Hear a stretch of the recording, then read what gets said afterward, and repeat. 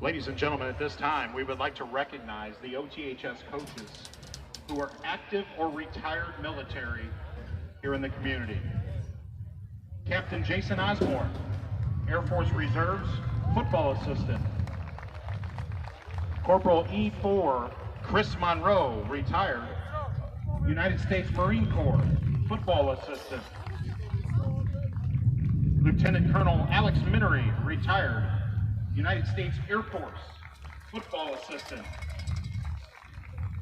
Lieutenant Jacob Baird, United States Air Force, football assistant. Chief Master Sergeant Lisa Mathis, United States Air Force, girls track, head coach. Chief Master Sergeant David Mathis, United States Air Force, girls track assistant coach. Lieutenant Colonel Chris Schlachter, retired United States Air Force, wrestling head coach. Master Sergeant R.J. Eberhardt, United States Air Force, wrestling and track assistant coach. Senior Master Sergeant Mike Imes, retired United States Air Force, boys bowling head coach. Lieutenant Monique Ray, United States Air Force, cheerleading assistant coach. Lieutenant Colonel Mark Ecker, retired United States Air Force, baseball assistant coach. In addition to the OTHS coaches recognized here today, we have 6 additional coaches on our staff that have served, bringing the total to 18 coaches with nearly 400 years of dedicated service to our great nation. At this time, we would like to ask all football fans who have served in our nation's military to stand and be recognized for their service. O'Fallon Township High School administration, staff, and faculty recognize your dedication and commitment to our school, the O'Fallon community. Let's give a nice round of applause to all who have served.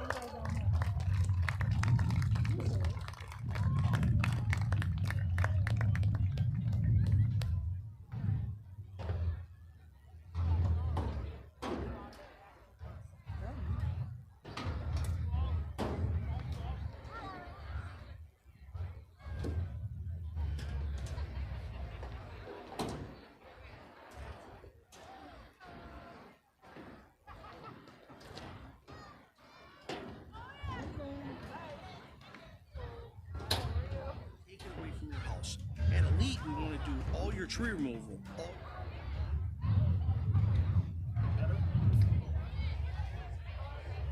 Ladies and gentlemen, at this time, in correlation with the military appreciation announcements, we would like to recognize our Air Force Junior ROTC seniors, Chandler Dixon, Jacob Dixon, Joshua Gibbons, Caleb Kuyaba, Evan Matthews, Courtney McCoy, Sean McMurphy, Johnny Mill Abdullah, Paula Rivera, and George Tomlinson. How about a nice round of applause for our senior Junior Air Force ROTC members.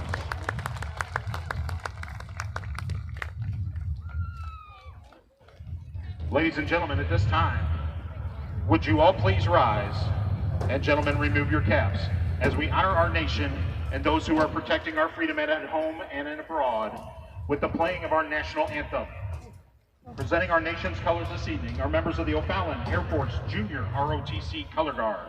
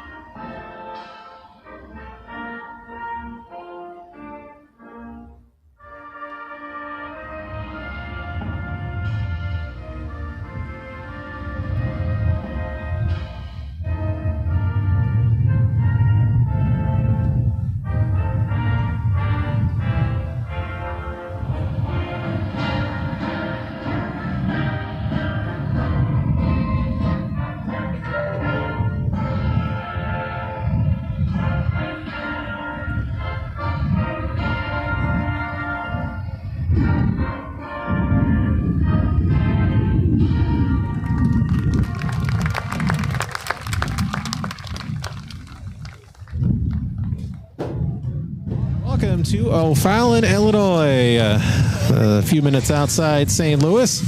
Little over 3-hour drive from LaSalle, Peru, and Jeremy Aiken, Mike Porter with you from O'Fallon. Week 9 of this high school football season. The 3-5 LP Cavaliers taking on the 1-7 O'Fallon Panthers. Mentioned joining me tonight is Mike Porter. And Mike, obviously on the road tonight, and all our road trips brought to you by Dressbox Distribution. But all in all, we lost the sunshine about halfway down on I-55, and the clouds have stuck around. But it's a little breezy, as you'll probably hear tonight, but hopefully the rain stays away. And we talked about it. Week 9, overall, we cannot complain at all about the weather this year. No, we talked about that on the way specifically. We had every night was a perfect night for football.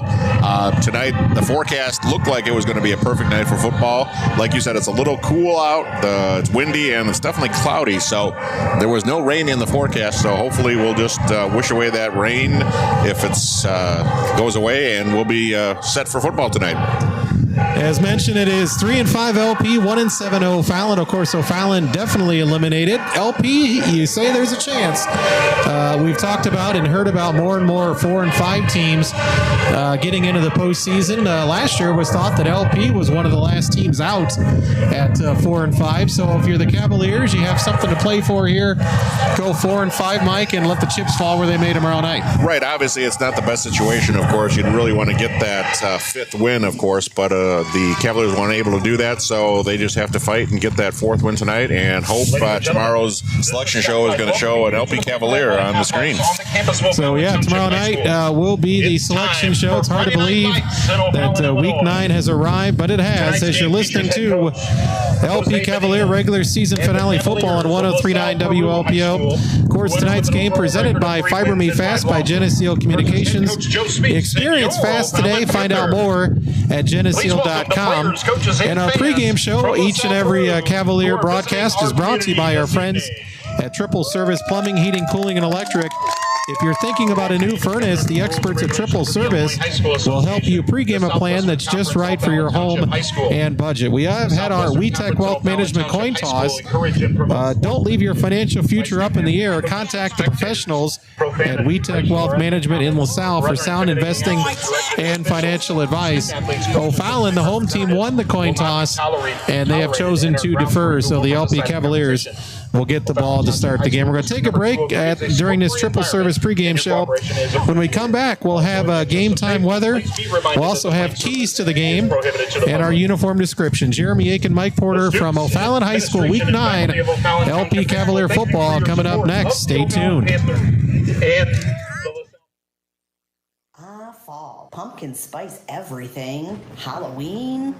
I'm not too up on the pumpkin spice thing, but Halloween is scary fun. You know what's really scary? Turning on your furnace for that first time and Don't be scared, because now is the perfect time to get your home ready for fall with a furnace checkup from Triple Service. Regular maintenance ensures your system runs efficiently and reliably. Schedule your furnace checkup with Triple Service today. Gabe, where are you going? I'm heading out. I gotta go start working on my Halloween costume.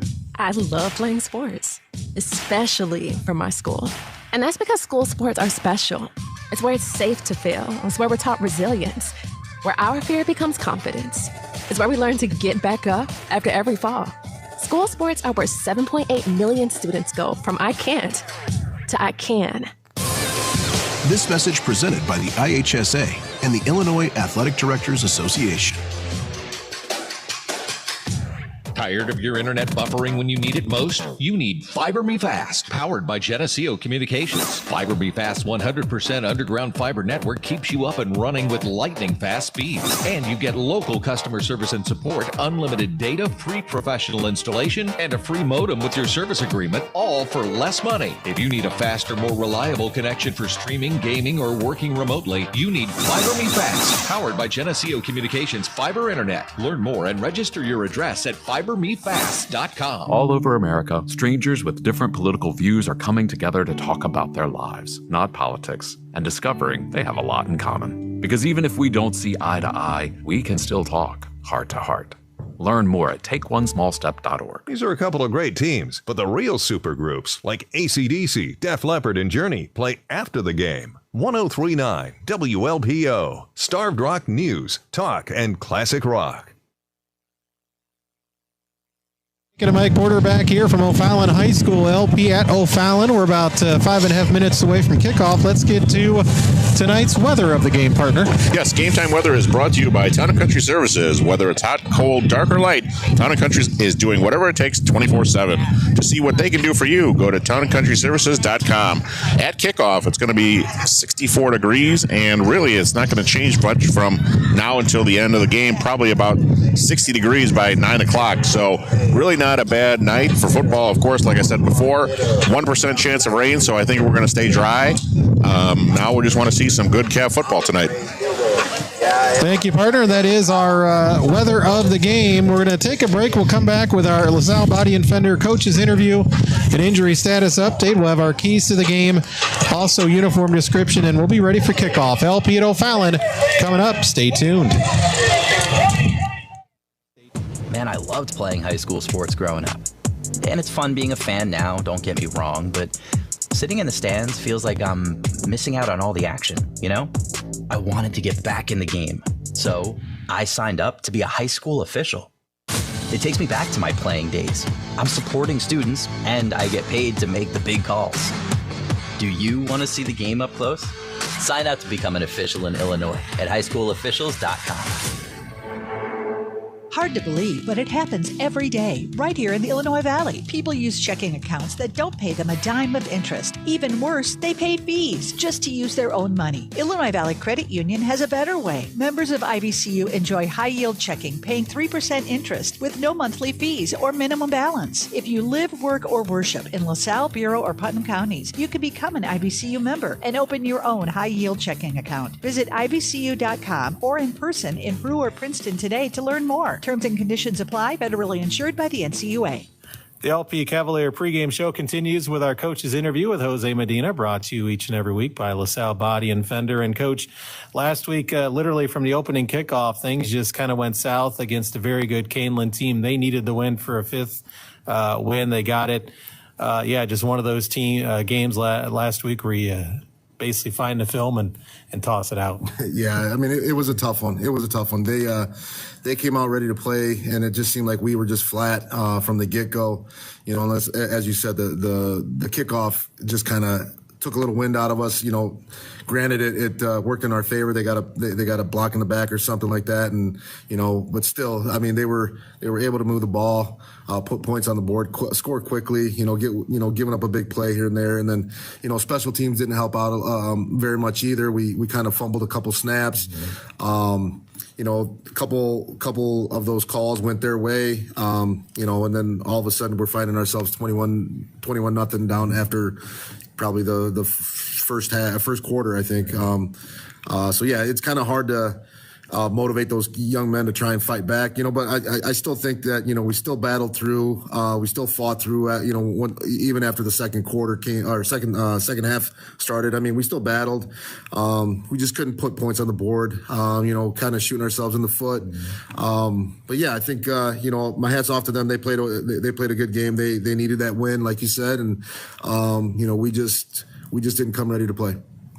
Now moving on, week 9, the finale, the regular season. Coach, how was this week in getting the kids up and ready for this one, with knowing that a long road trip is ahead of you, and maybe this is the end, win or lose? Right. Yeah. I mean, we went as normal business. Still had our meeting on Monday, and told them we got 2 hard days of practice, and then Thursday's going to be our walkthrough, and then Friday's just a normal day. Get ready to go, get on a bus, and drive down to O'Fallon.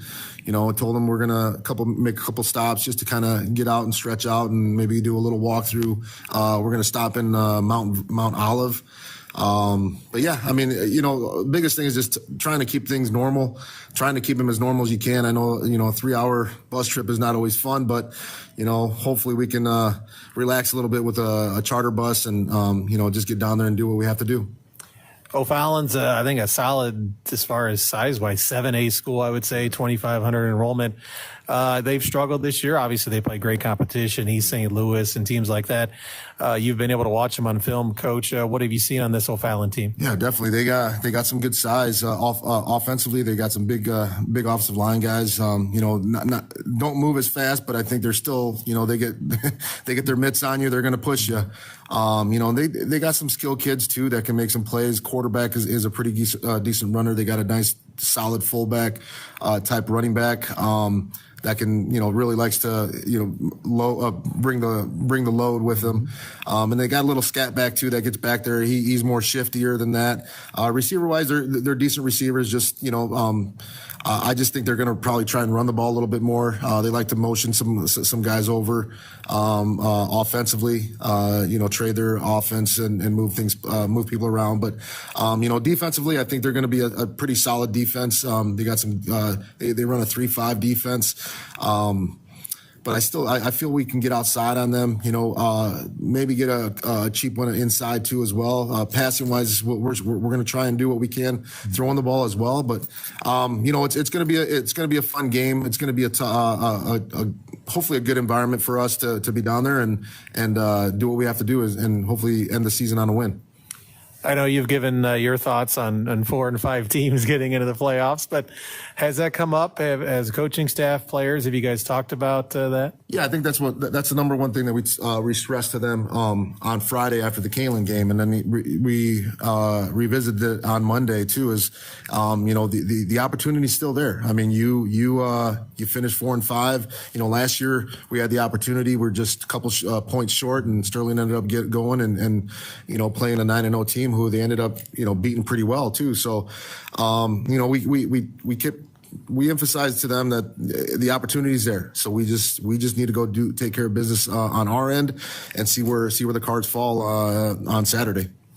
Final thing for you, Coach. Injury status update brought to you by LaSalle Body and Fender. How's it looking going into Week 9? As far as I know, we're pretty solid. Maybe 2 injuries. 2 of our D linemen went down, Limrise and Bo Lawrence. So those guys are going to be out this week. But as we say, next guy in. So we're going to take some of our offensive guys and give them reps on defense too. So hey, it's put it all together and put everything that we can do to win on Friday. Want to wish you the best of luck and safe travels to O'Fallon. All right. Thank you very much. Once again, that was LP head coach Jose Medina. Coach Jose Medina, and we are underway right away. And LP right out of the gate, a Eureka Savings Bank Cavalier completes and Persich to Mikey Hartman, and just like that, 35-yard completion. 35 yards, Persich to Hartman. First play of the game for Eureka Savings Bank completion. Visit Eureka online and at their locations in LaSalle, Peru, Oglesby, Mendota, and Winona. Experience Eureka Savings Bank. A run by Arzola, and the second play goes for a 1-yard loss for the Cavaliers. So LP 2nd and 11 at the O'Fallon 46-yard line. Persich in the pistol. Marion straight drop back. He's got plenty of time over the middle. Overthrows Wheatley, and it's intercepted down at the 20.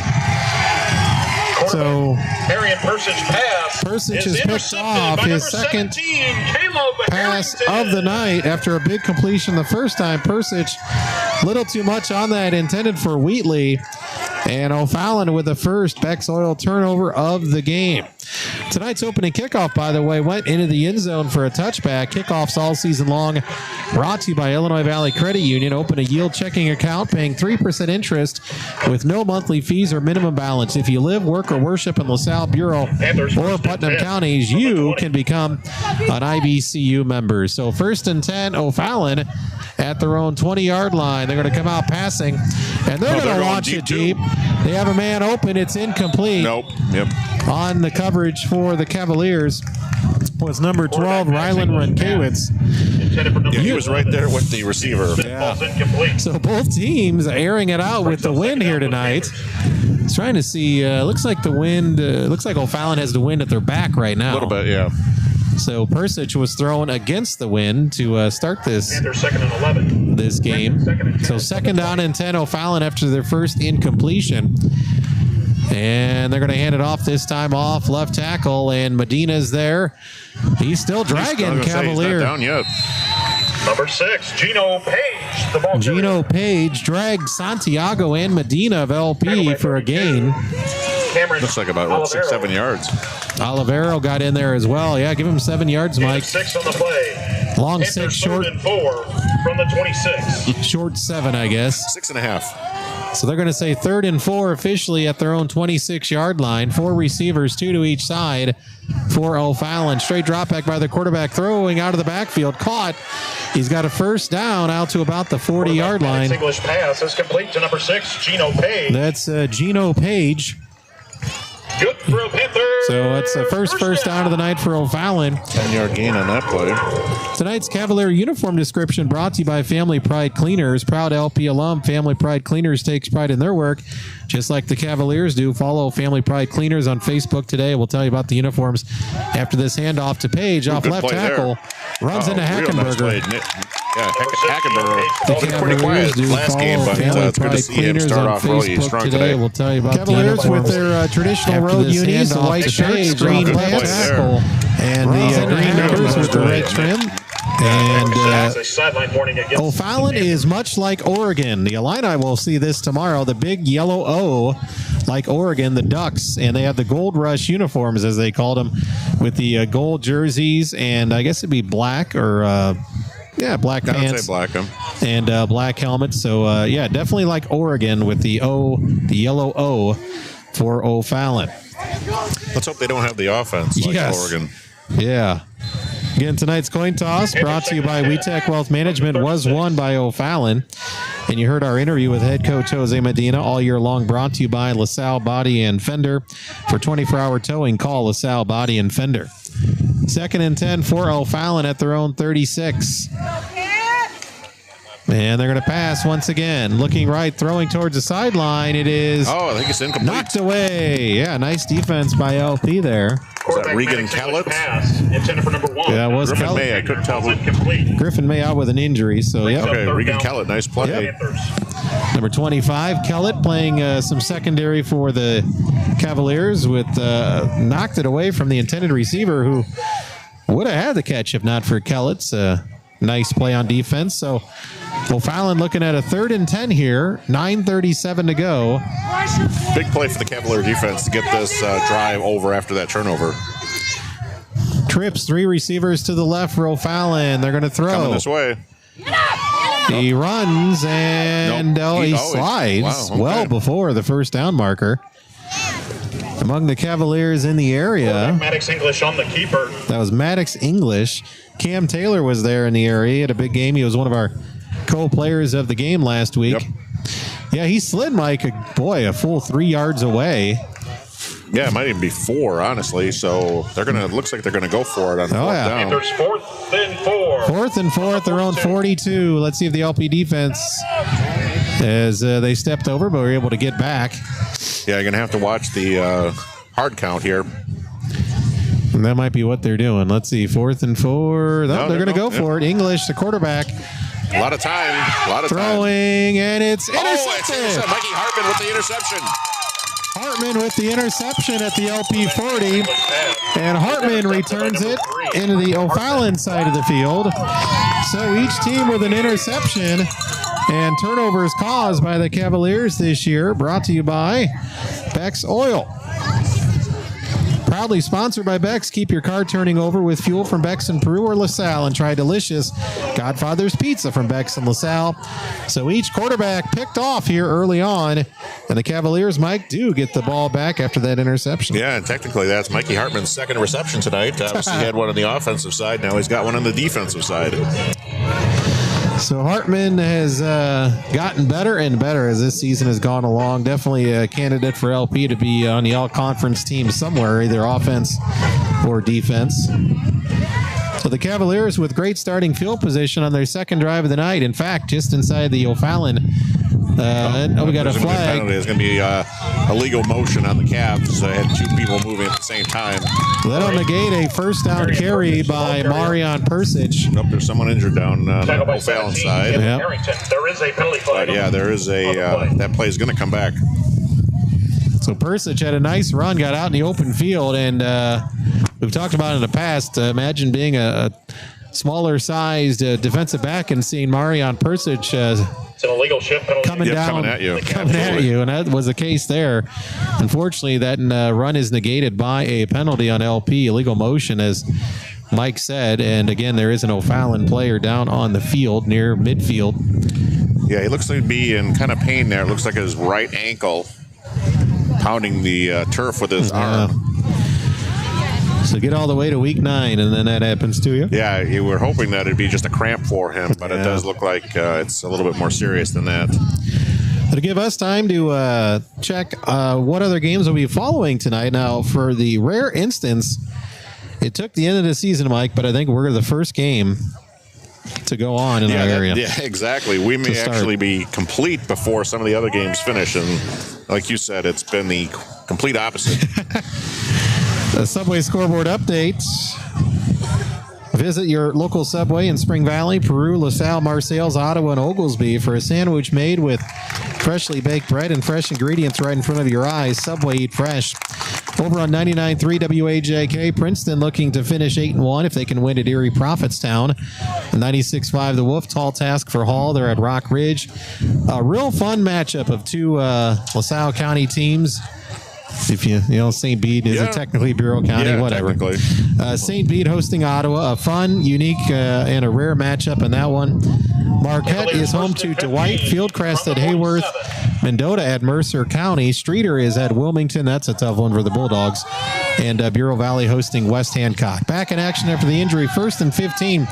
Persich scrambling, and he gets it away. There was a receiver in the area. Yeah, so it couldn't be grounding. Carzola was the closest receiver as Persich was able to get it away before he was sacked. Yeah, it's a smart play there. Yeah. His knees were close. He was heading down, and then Marian has that strength to throw the ball towards the LP sideline, and Arzola was there, so no intentional grounding. Cavaliers 2nd and 15. 2nd and 15 LP at their own 47-yard line. 8:18 to go here in this first quarter. No score between LP and O'Fallon. Both teams have had a possession, and both teams have thrown interceptions. Well, the officials talk amongst themselves. Yeah, Brevin Vogel in the backfield for this play. All right. And they're going to pass. Persich straight drop back. Oh, he's going deep again. Deep for Zebron, and it's incomplete. And it'll be 3rd and 15. Zebron had man-on-man coverage. Quarterback Marian Persich pass. So nice to see Zebron out there. He's had some injury problems throughout the season, but it's good to see him out early in the game. Brian Henley defending. Brian Henley defending for O'Fallon. So it'll be 3rd and 15 now for LP as both quarterbacks showing their arm strength here. Yeah, and Persich is throwing against the wind, as you said before. So we got 3rd and 15 here. LP at their own 47-yard line. Oh no! They hiked it, and Marian wasn't looking. No, he was looking at the sideline. Yeah, the Cavaliers are very lucky to recover that. Going back, running it down was Vogel. Brevin Vogel brings up fourth down. The only person that was ready to go was the LP center on that play, neither team. And that'll be a big loss, but yeah, fortunately not loss of possession, so the Cavaliers are definitely going to have to punt here. The LP's all the way back down about their 32-yard line, 33, 4th and 29. 15-yard loss on that snap. Pasavasic standing at about his 20. Going to be punting into the wind here. Yeah, Zach's had a pretty good year punting. They bring some heat, but he gets it away. He's ran into right into the air. He's going to throw the flag. Yeah, he waited. Did the head official. Took O'Fallon bounce. Well, but even a 15-yard penalty is not going to give him a first down. But I assume LP will say, let's move it up. And yeah, absolutely, repunt it. Let's see. Is down at the 48. There is a penalty flag on the field. So it was 4th and 29. It was a short punt as it was down at the Cavalier 48. As we're sorting things out here. It was a 4th and 29. They ran and knocked down Pasavasic on the punt.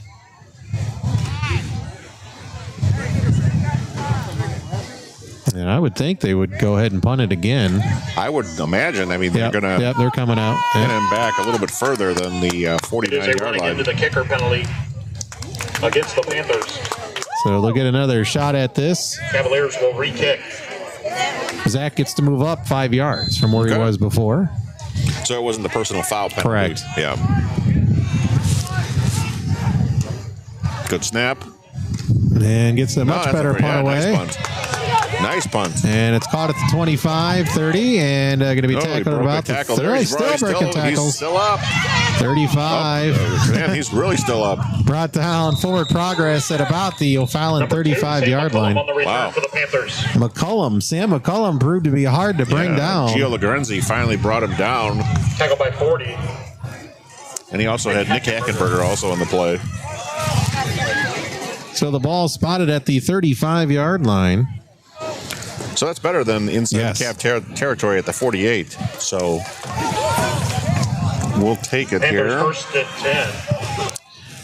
First and 10 for the O'Fallon Panthers.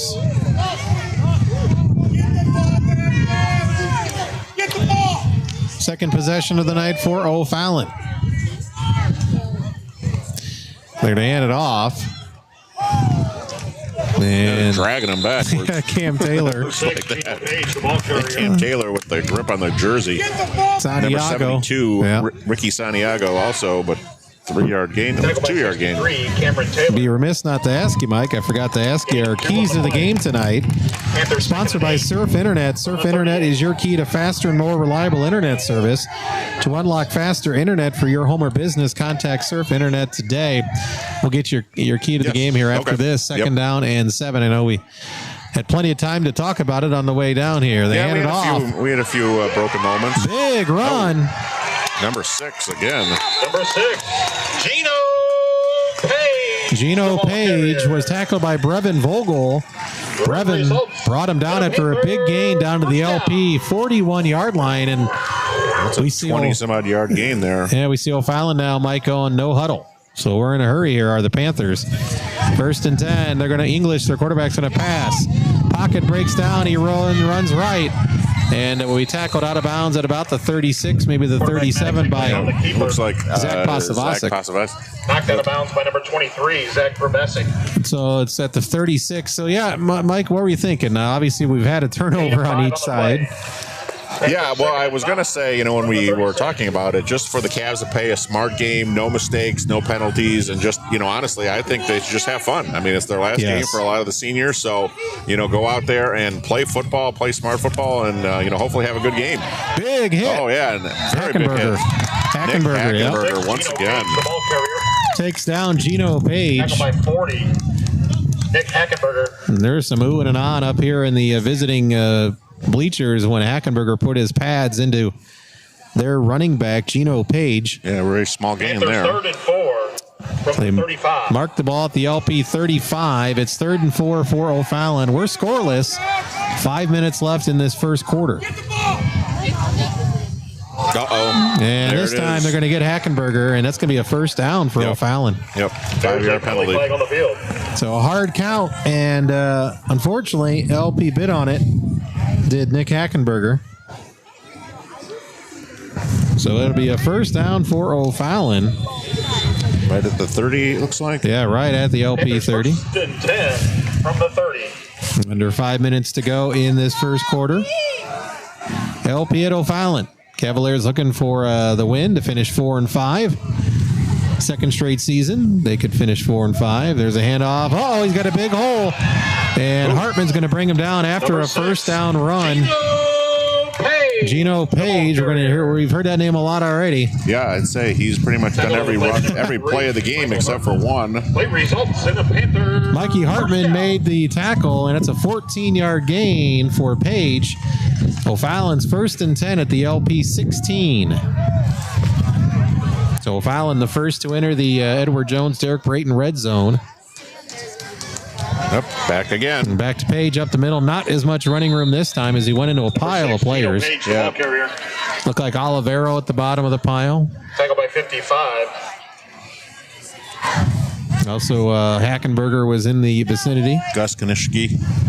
So Tackle by 55. I know the announcer's having a difficult time saying Gus's name there. So Panthers 2nd and 8 from the 14. Don't see that last name down this way too often. I would imagine not. 2nd and 8 for O'Fallon at the LP 14-yard line.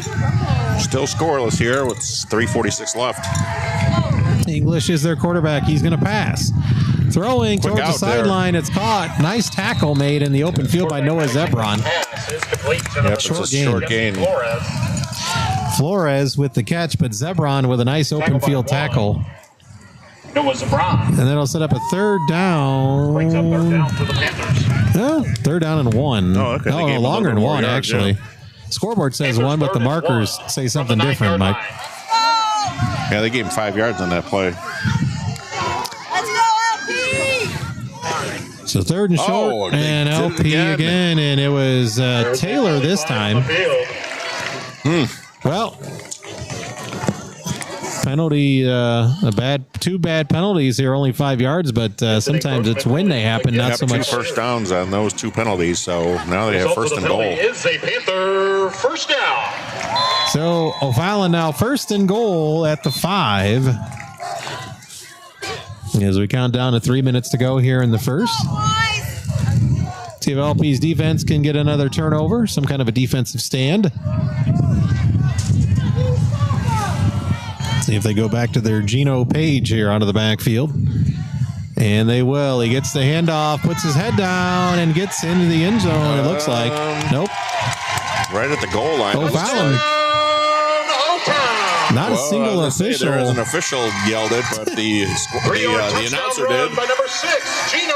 Okay, well, that was not odd. one official raised their arms. That's odd. It was a 5-yard. I don't think he's in. Yeah. So the announcer's going to have to rescind what he just said. He did get. Well, they put the 6 on the board, but yeah, the clock's running, which it should stop. No touchdown. Okay, all right, yeah. All right. Well, they're 1-7, Mike, and they some scoring's been tough. Excited, yeah. Second and 3. And 2nd and inches. Their quarterback going to go ahead, and this time, still no indication from the officials. There you go. Finally, wow. I was going to say, I didn't know if he wanted to raise his arms.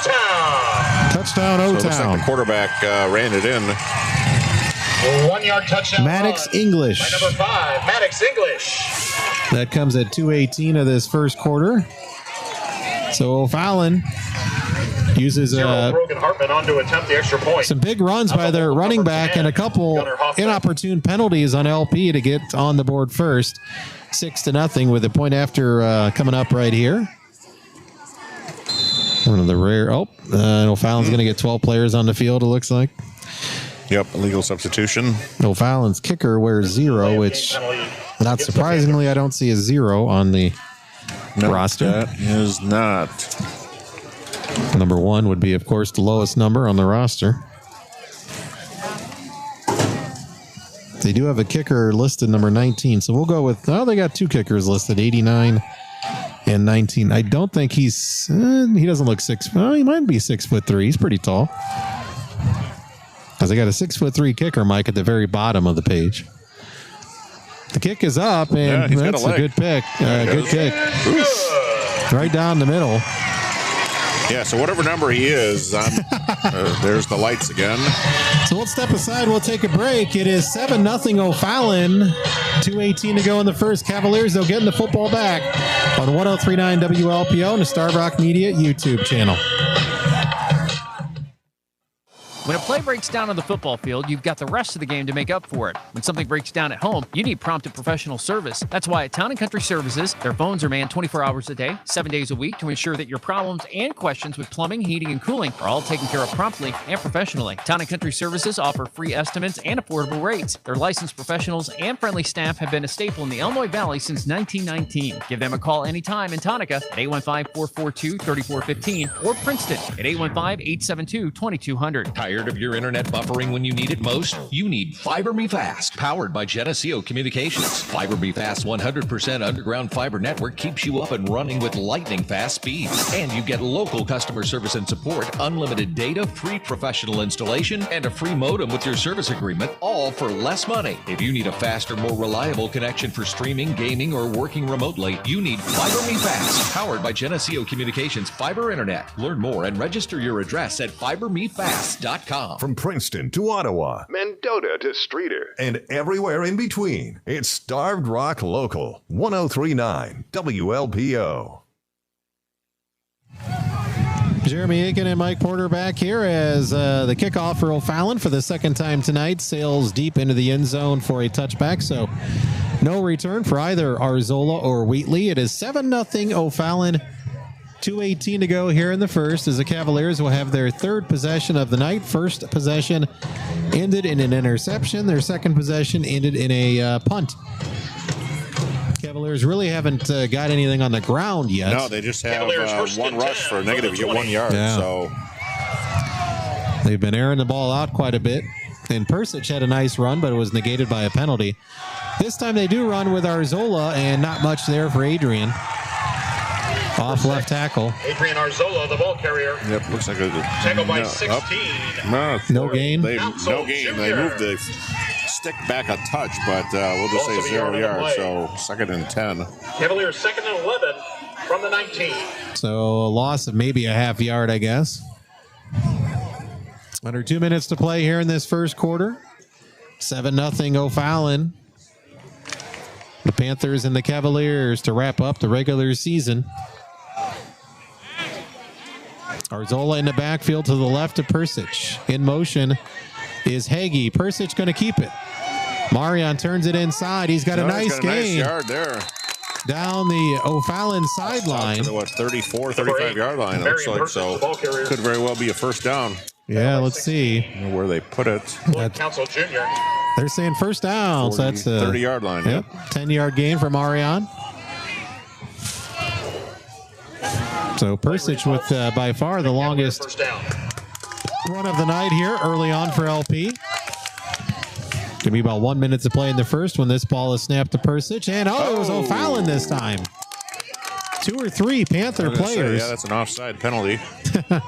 Marion clapped, and that got the Panthers encroaching. So that'd be a free 5 yards for the Cavs. So 1st and 5 for LP. The ball spotted at the Cavalier 35-yard line. Clock is still running down as a win picked up again. It kind of died down a little bit there. Yep. Cavs 1st and 5 from the 35. 1st and 5 Cavs from their own 35-yard line. 7-0 O'Fallon as we near the end of the first quarter of play. Persic going to hand it off Arzola. Adrian stuffed. Yep.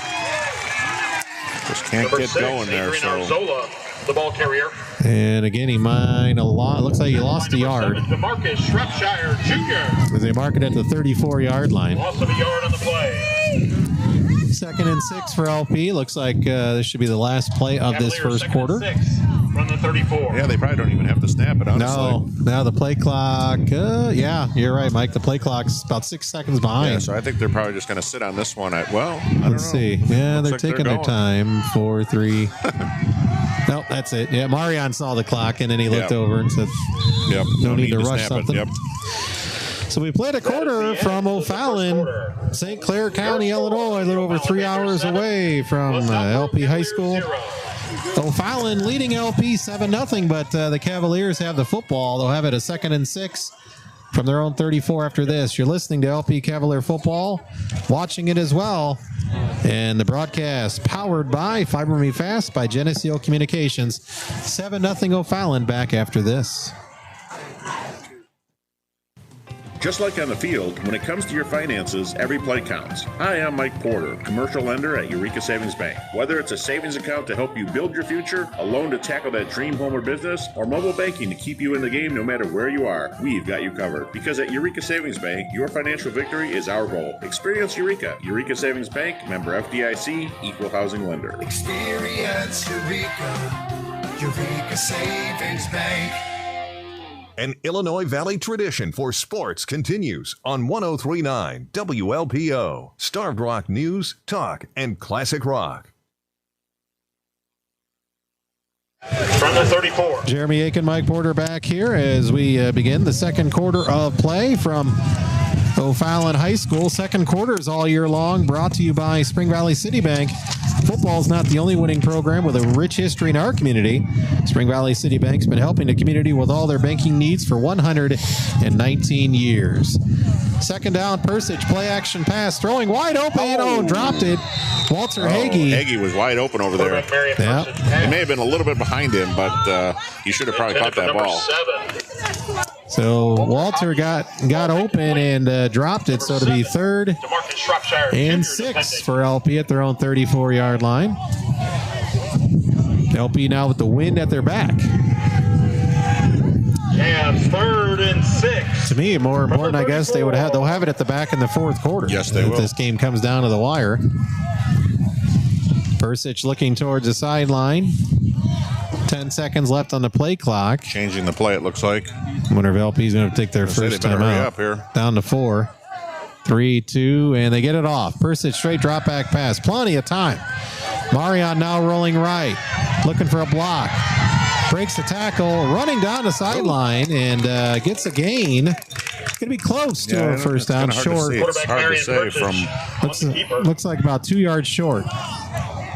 Yeah, we're going to mark 6, so yeah, 4-yard gain on that play. So 4th and 2. Knocked out of bounds by number 21, Jack Hettenhausen. I think LP will go for it. If at the very least, a hard count here. Right. Stepped out of bounds. The clock stops at 11:46. So LP will go for it. 4th and 2 at their own 38-yard line. In the backfield is Arzola. Marion looking for that hard count. O'Fallon not biting this time at least.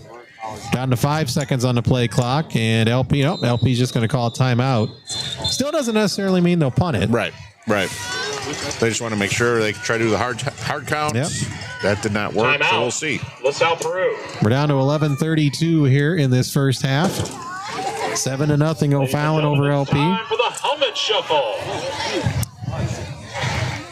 Good crowd here for LP, honestly. Yeah. There was a lot of people from the Illinois Valley came down to watch this game, which is really nice to see. The stands on this side of the field are, pretty full here, so it's great. A lot of LP Cavalier fans coming down. Yeah, and hopefully we got a lot of the Cavalier fans listening and tuning in back, of course, in the Illinois Valley. And I know our friends at Buffalo Wild Wings showing every LP road game at their location in Peru. A lot of other venues and establishments around the area showing LP games on our Star Rock Media YouTube channel. Cavaliers look like they're going to go for it. 4th and 2 from their own 38-yard line. Wonder if they'll put it in number 8's hands here. Let's see what they have up their sleeve here, but I would probably, it'd be a good guess that Persich is going to hold on to this ball. He's been their most effective runner so far tonight. 4th and 2 LP. In motion is Hagee. Marion is going to run it. He's looking for a lead block from Arzola. Oh, he's going to get around the corner. Defender. Yes, he dove. Wow. Yep. He kept his feet long enough to get a first down. Yeah, he was hit behind the line to gain, but made a great effort and got a first down. So needed 2, and Marion gets 3. 1st and 10 LP. They move the chains. Has some enough blocking and great play by Marion to keep his feet and to keep his knees off the turf. Yeah, turf field, by the way. I don't know if we mentioned that. Of course, you can see it on our YouTube channel. Nice stadium. Yeah, very nice. Marion straight drop back. He's in trouble. Oh, he's going to have trouble getting away from that. Yep. Yeah, number 23 was in there almost immediately. Tristan Manrique. Quarterback Marion Persich. So first sack of the night. Number 23, Tristan Manrique. So minus 11 on that rush. We'll call it a rush. For the stats-wise, that'll be a rushing stat for Marion, but all the way back to the 31. On the play. Cavaliers second and 20 now after that QB sack for LP. Counting down to 10 minutes to go in this first half. 7-0 O'Fallon with the lead over the Cavaliers. 4 receivers for LP. Arzola in the backfield.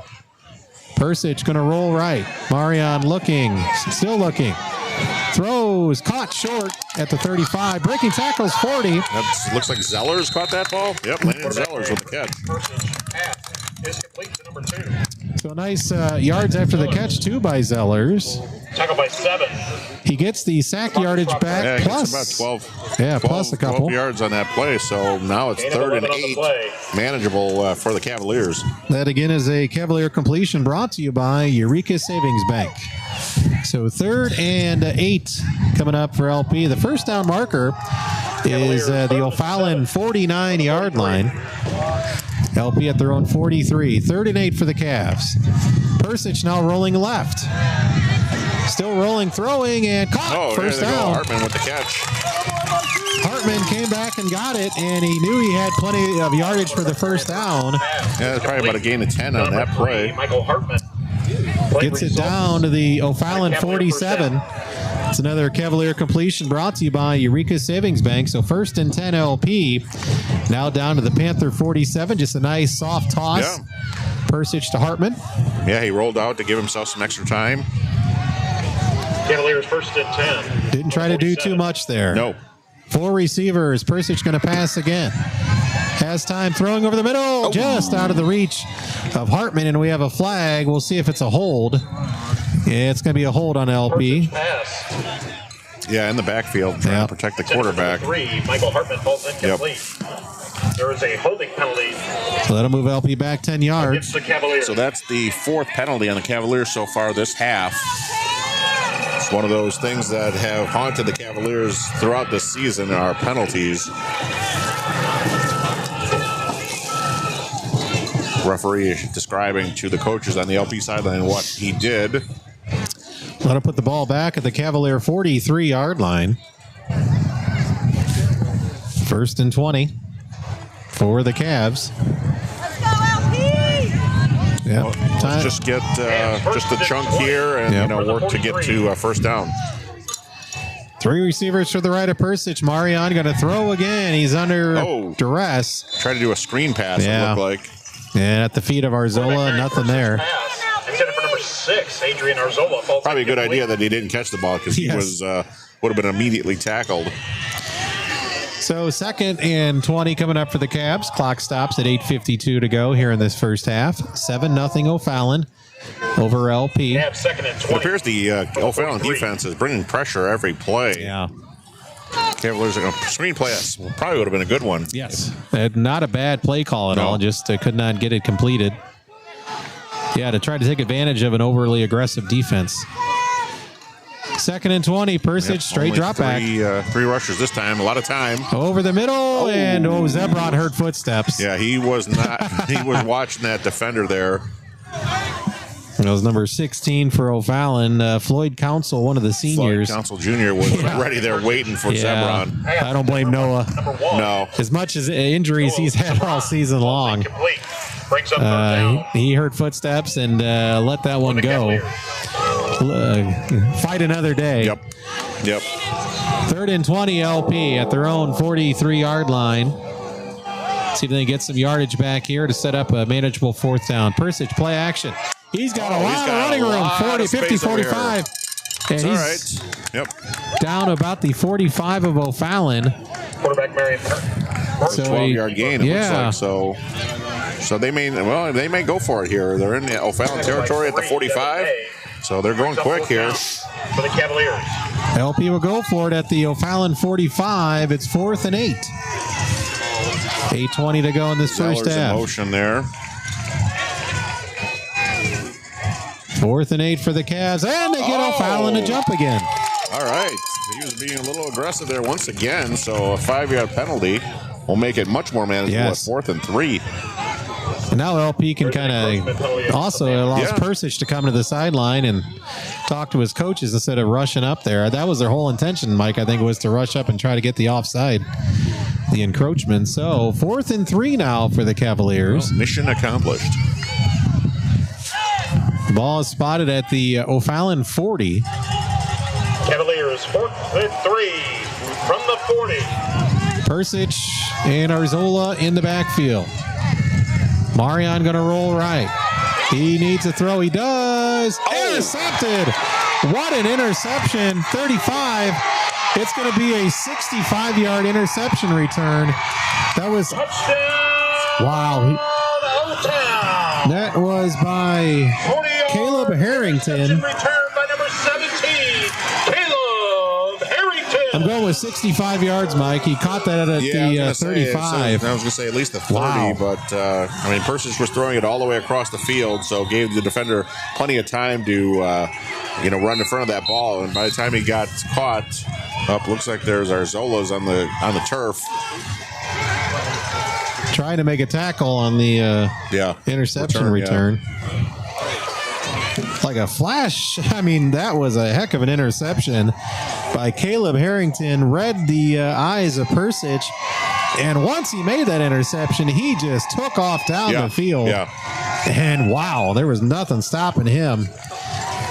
13-0 O'Fallon on that turnover. And unfortunately, Arzola, one of the senior leaders for the Cavaliers, injured on the interception return.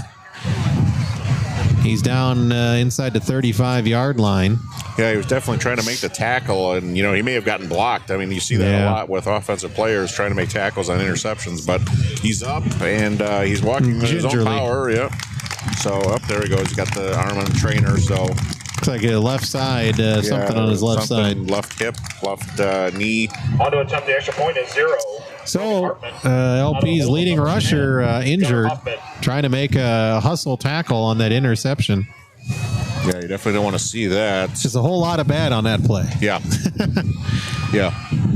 The touchdown, and you lose one of your senior leaders in Arzola. 7:34 to go. It's 13-0 O'Fallon. As Arzola will get some treatment on the sideline from the fantastic LP training staff, who unfortunately has been far too busy this season. Yeah, there's been quite a few injuries all across the LP roster, unfortunately. Nice kick there once again. Extra point is up, and it is good. We'll keep it right here. It's 14-0 O'Fallon over LP with 7:34 to go. And we've got the light show here in O'Fallon.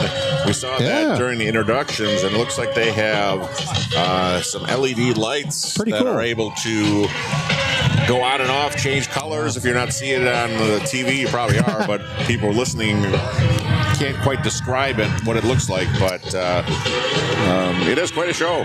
Might have to have Sab put on a message, where people, you see it in the movies where there's flashing lights. Yeah. Obviously, some people are impacted by the... Yeah, that's true. I don't think they announced anything over here to warn people on the PA system. No, but that is definitely a thing that some people have a condition where the flashing lights can't affect them, so... Hopefully everybody's okay. Well, let's hope we don't see it too much more often here tonight. Yes, that's true. Yes. One way to keep them from doing it is keeping them off the scoreboard. So Wheatley and Zellers back for LP. Of course, no Arzola right now. Adrian getting that look like his ankle or foot checked out. Yeah, I think Brevin Vogel was out there too in the last kickoff, so giving Arzola a little break before the injury. So 14-0. It is O'Fallon, thanks to 2 interceptions in this one. And they do a little short pooch kick. There's a lot of room. An O'Fallon player originally had it, but they're able to still get it. They took advantage of a big hole on LP's kick return, and the kick was recovered by O'Fallon's number 13, Jesse Flores. His teammate originally tried to get it. He was all alone, and it bounced away from him. So a headsy play for O'Fallon. Wow, yeah, that was a really nice kick right into that empty area, and that was not a Cavalier player within 10-15 yards from where that ball bounced. At the 21. So that may have been something they saw on film. Yep, that's as good as a turnover, really. 14-0 O'Fallon, and now they're knocking on the door of the Edward Jones, Derek Braden red zone to add to that lead. English is their quarterback. 7:30 to go in this first half. Yeah, the Cavalier defense really needs to do something here. We don't want to go down 21-zip. quick pass. Yep, big hit. Hard. Oh, wait a minute. They're going to say a fumble. That was Mikey Hartman. Hartman's got the ball in his hands. Are they going to say he was down? Saying he was down, yep. I'd have to see that on film, what happened, but Hartman ended up with the ball, but the official is saying down. Completed pass. Gain of about 7. I didn't see who caught that ball. No, I didn't either. It was a quick pass over the middle. Gain of 6 for O'Fallon. Second and 4 from the 15. And then the officials are meeting still. Yeah, let's throw the red challenge flag. If Are they gonna overrule it here? Nope, I don't. I'd be very surprised if they reverse it. So nothing done there. Second and 4 at the LP 15-yard line. Actually, they're inside the 15, about the 14-yard line. Yep, they're trying to draw out the defense once again, but the Cavaliers weren't biting, it looks like. They hand it off. Santiago from behind. No gain on that play. Bottom of the pile was Cam Taylor again, yep. Down to about the 13. 3, Cameron Taylor on the tackle. The market officiate the 12. On the 12. 3rd and 1 from the LP 12. Short one here. And they go back to Page. Runs right into Medina, looked like. Medina in the backfield. Oh, no, Hackenberger. Hackenberger. Yep, and Cam Olivero. Yeah. Tackled by 40. No gain for sure. Lost the play. I think it looks like they're going to come in with a field goal. Yeah, their kicker's shown quite a leg here. Yeah. So they will LP. Nice job by the Cavalier defense. Yeah, that's exactly what we needed. We could not have them score another touchdown and go down by 21. So to attempt a field goal. 31-yard field goal. Gunnar Huffman, 31-yard. So they said Hartman is their kicker, Mike. Okay. So even though he's not listed as 0 on the... And he's got plenty of distance. It is good from 31 yards out. That's good for the 41. We'll look for a Hartman on there. I thought I remember him being announced during the senior night. Yeah. Looks like they changed his roster Brogan, number. yeah, there he is. He's listed as 19. Okay. Brogan Hartman with a 31-yard field goal. No relation to the Hartman on the Cavaliers sideline. I would imagine. I think we would have heard that. So that comes at 5:27, just about 2 minutes from their last score. But LP defense, nice job keeping them out of the end zone there. Yeah, so the Cavaliers are going to have to do something here on offense. We've had 2 interceptions and then that pooch kick that O'Fallon recovered. So, like you said, that's basically a turnover on the LP side. So they've got basically 3 turnovers and 4 penalties. So Cavaliers are going to have to do something here on offense to get the ball. I saw Arzola warming up at the sideline there, so that's very good to see. Kicking for the Panthers 0, Brogan Hartman. Possibly even returning to the game at some point. So yeah, because they're going to need to get the running game going because Marion is a great passer, but he's been picked off twice. And you mentioned, Mike, there are plays where O'Fallon's only rushing 3 guys. Yeah. And so they're having 7, 8 guys in coverage, and LP's got 3 or 4 receivers. You do the math. And they're going to do it again. Another pooch kick over on that sideline. I tell you, they're playing with fire, but the Cavaliers recovered. Looked like Zebron was able to come up and get it. Yeah, that was a nice kick once again. It just kind of died over there on that sideline. Zebron did recover the kick. Of course, it gives the Cavaliers pretty good field position. But don't blame O'Fallon for trying that again, though. Not at all. Joe Speaks is their head coach. And nice job by Noah Zebron to fall on it at the Cavalier 39-yard line. 1st and 10 LP. They trail 17-0. And O'Fallon will get the ball to start the second half. Yep. It's their senior night. No JV game tonight, so we started right at 6:30. Vogel in motion, Persich the handoff, and Renkiewicz, who got some time last week. With the run. Number 12. Nothing there.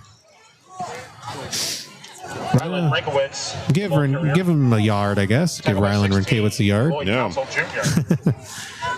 So I just got a notification on my phone here that one of those Facebook memories that pop up every once in a while. 8 years ago tonight, me and my son were at the Cubs-Dodgers game in the playoffs when we had that grand slam.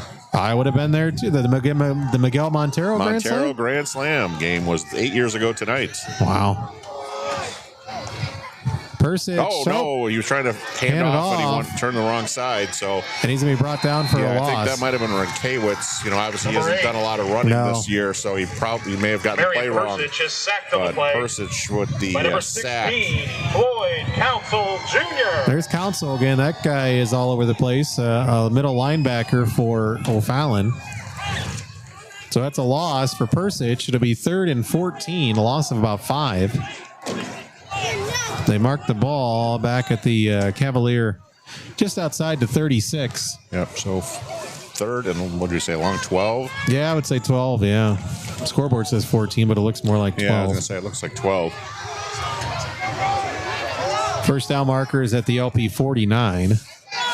Persich rolling left and throws towards the sideline. It's caught. Nice catch by Hartman. Wow, beautiful catch by Mikey. Gets the right feet on in. The sideline for 12-yard gain for the Cavalier first down. Wow, that was a great throw. Yeah. Good for a Cavalier first down. Great throw, great catch. And that's another Cavalier completion brought to you by Eureka Savings Bank as they move it all the way out to midfield. 1st and 10 LP right at the 50. And the Cavaliers, quick to the huddle. They tried once for the the clap. Did not get it, so now they'll reset. There's still plenty of time on the play clock. 12 seconds. Yep. Hagee goes in motion, and again. Boy, they turned their... I don't know. Persich just got running room. Persich is gone. 35-30, 20. Knocked out of bounds. Big hit. Big hit. And Council talks a little trash on top he's got the trash talk there, so usually that's good for a penalty there, but official probably couldn't catch up to him, so 40-yard gain, Mike. Inside right about the 10-yard line, it looks like. Persich with a first down, a huge run. Cavaliers now 1st and goal from the 10. First time tonight, the red zone is coming into play for LP. It's brought to you by your local Edward Jones financial advisor, Derek Brayton. Being in the red zone in football is great, but not so much in real life. Let Derek Brayton help move you to a financial touchdown. 1st and 10 Cavs at the 10. Persich going to pass. Flag flies. Pass was caught out in the flat. Have to wait and see who caught it. Yeah, I can't tell, but I think it was going to be one of those illegal motion penalties. Complete to number 7. Yep, I think there were 2 people moving for the Cavaliers. Hagee made the catch, but Cavaliers going to be brought back 5 yards. So it'll be 1st and goal.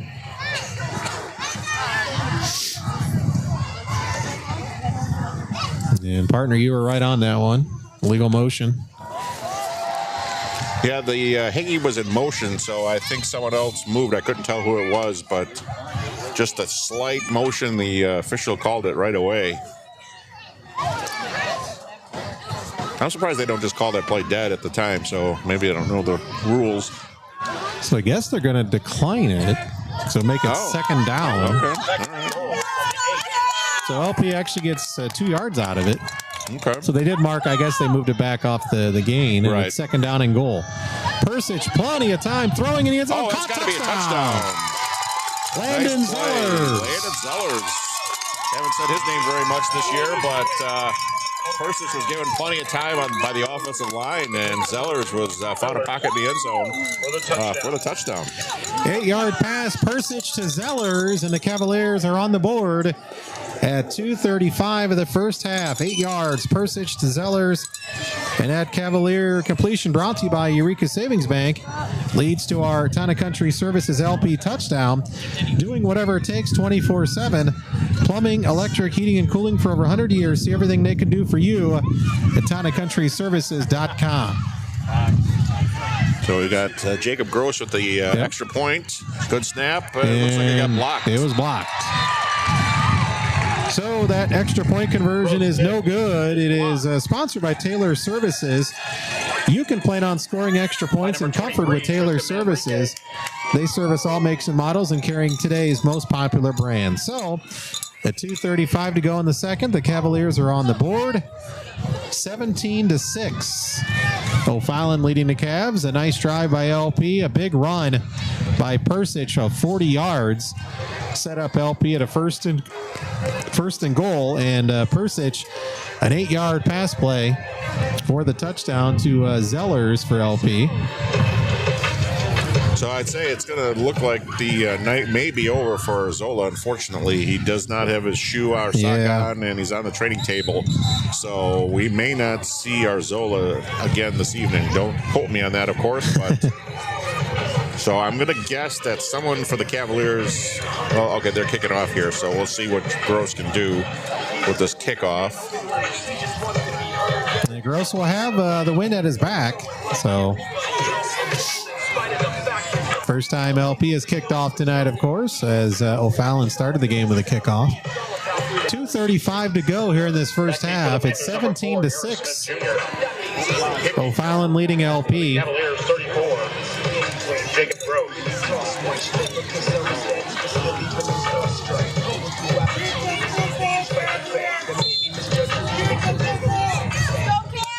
Again, Gross with the wind at his back. See if Jacob can get into one here. Yeah, he's actually done a pretty good job this year, honestly, coming from the soccer team. End over end kick. It is returnable at about the 6. And breaks a couple tackles. Still going down the sideline and going to be knocked out at about the 45-yard line. On the return. Eric Smith with a big return for O'Fallon. There's a penalty flag on the field. It's coming back, Mike. That'll help. Legal block. Yep, the flag was thrown about 10 yards behind where the tackle was made. Is a holding penalty against the Panthers. Well, that'll help as that'll move O'Fallon back probably near the 20. Yeah, 10 yards from that. So from the 34. Yeah, wait, but that's the 37-yard. 34-yard line. Yep. So, yeah, you're about right.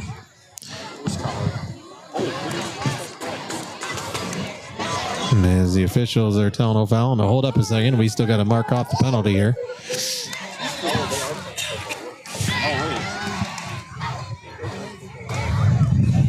.226 to go in this first half. 26-yard line it appears. Right. First and 10 O'Fallon, at the 26. 17-6. Panthers over the Cavs. English is their quarterback. He hands it off and bouncing off first hit. Cam Taylor. Yeah, wouldn't let him go. Yeah, well, we haven't heard Page's name in a while, so which is a good thing because he did really well on that first drive. Cameron Taylor. Still got about 2 yards or so. Taylor with a nice tackle for LP. From the 38. As they mark it at the 28-yard line of O'Fallon. Yeah, it'd be really nice to be able to force a punt here. Yes. The Cavaliers defense have not been that successful today so far. So looks like a pass. So I don't know who's got the the quarterback kept it. I don't know what happened on that play. It was kind of broken play there, but Olivero going to get credit for the sack. Yeah. LP was trying to call a timeout, and I think they're saying the clock kept running. Hometown clock keeper here, as the Cavaliers trying to get the ball back. Yeah, so that was a loss of 7 yards on that play. Yeah, it looked like a broken play. Their quarterback, English, it looked like he was so lost that, like Mike, I thought the running back must have had the ball, but no, he didn't. Yeah, the quarterback did not look like he was ready to throw or even had the intention of throwing the ball. So, but that's good for the Cavaliers. Yeah. So 3rd and 15 here. Yes, LP is looking to get the ball back. That leaves him with one timeout. Try to make O'Fallon punt it into the wind here. Yeah. 3rd and 15 coming up for the Panthers at their own 22-yard line. Let's see what their defense can do.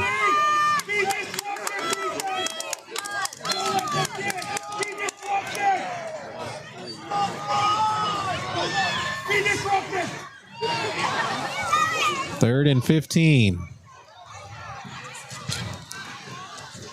English is their quarterback.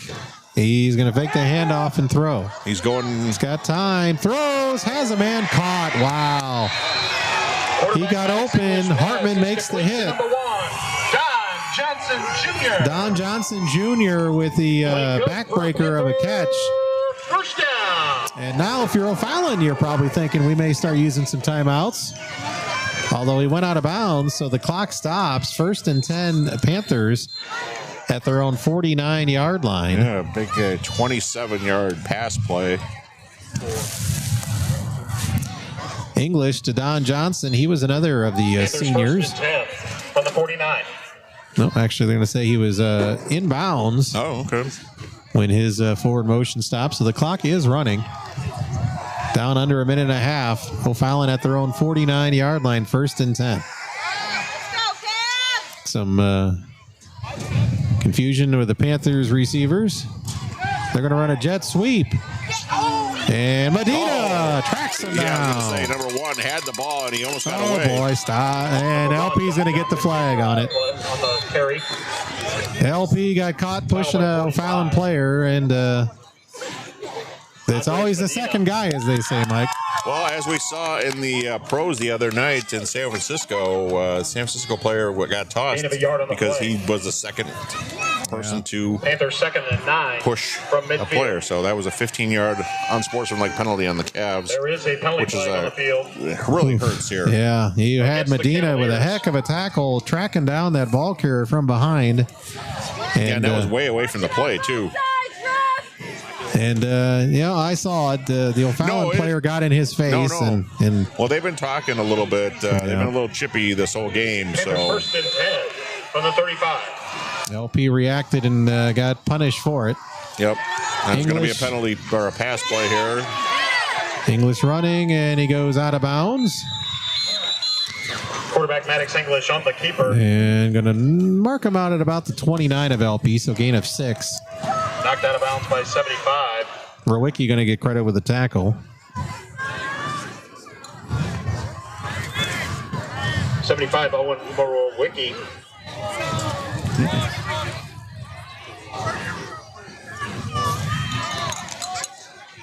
Second down and 5 coming up.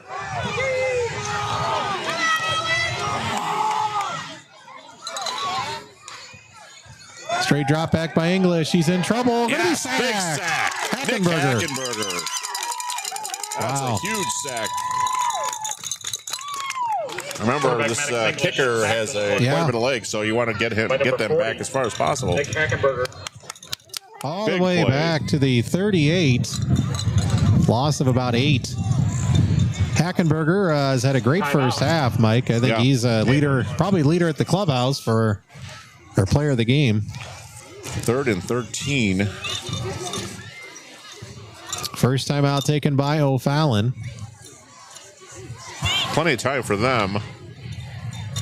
Yeah, 3rd and 13 at the LP 38. They're looking at, they got 2 cracks at this. 43.4 seconds to go.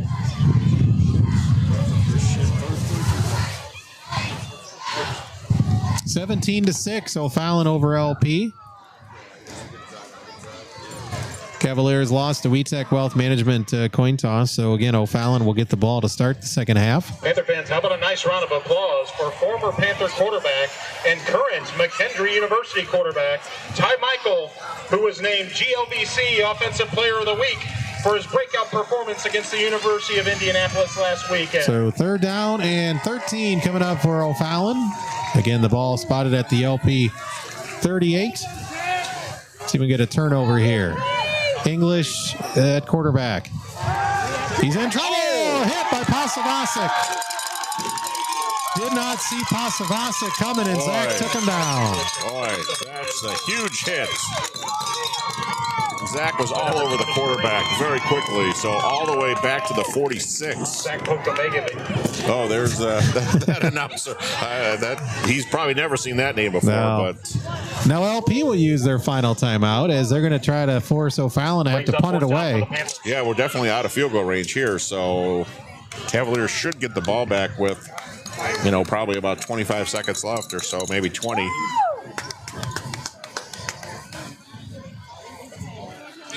So, 2 big plays by the Cavalier defense right there. The English did not even see him, and boy, give the O'Fallon quarterback credit for not fumbling the ball there.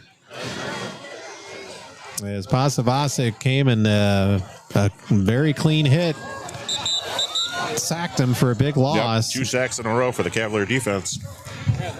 Ball now spotted at the LP 46, and back deep looks like for LP will be Hartman. Well, I don't know what they're not. Well, they're not lining up to punt. No, unless they do a punt, for the quarterback. Right. Kind of a pooch thing, but. Man, LP's going to give him 5 yards. Yeah. So that'll make it 4th and 16. Both teams have had trouble with the encroachment tonight. So that is the 7th penalty on LP so far tonight. 41.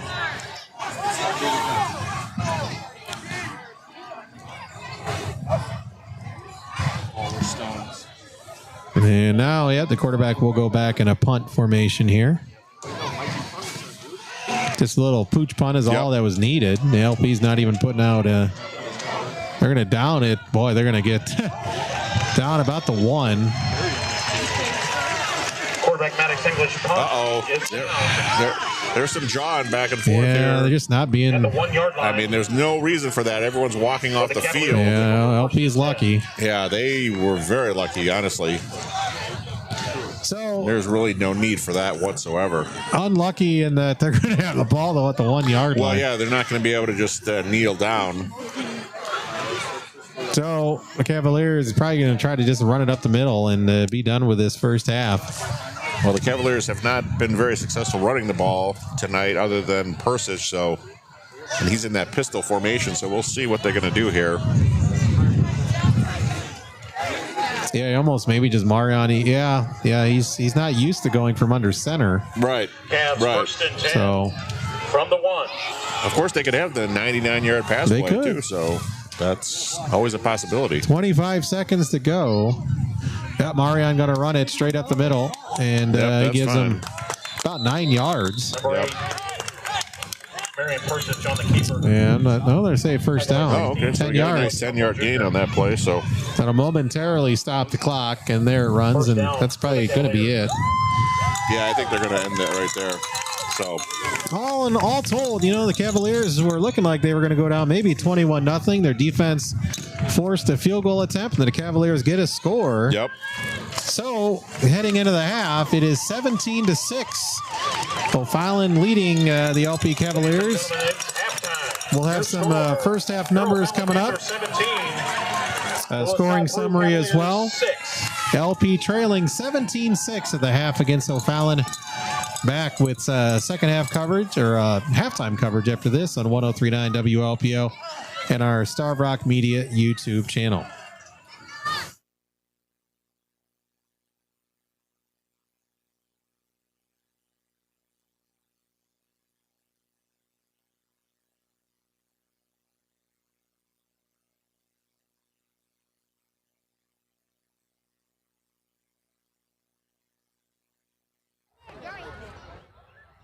Saving enough to maintain your current lifestyle throughout retirement? Should you increase your contributions? Contact the professionals at WeTech Wealth Management on 1st Street in LaSalle. WeTech Wealth Management will help you determine if it would be in your best interest to revisit your retirement planning goals. Visit WeTechWealthManagement.com today. That's WITEK wealthmanagement.com, or find them on Facebook to set up a free, no obligation consultation. Securities offered through LPL Financial. Member FINRA SIPC.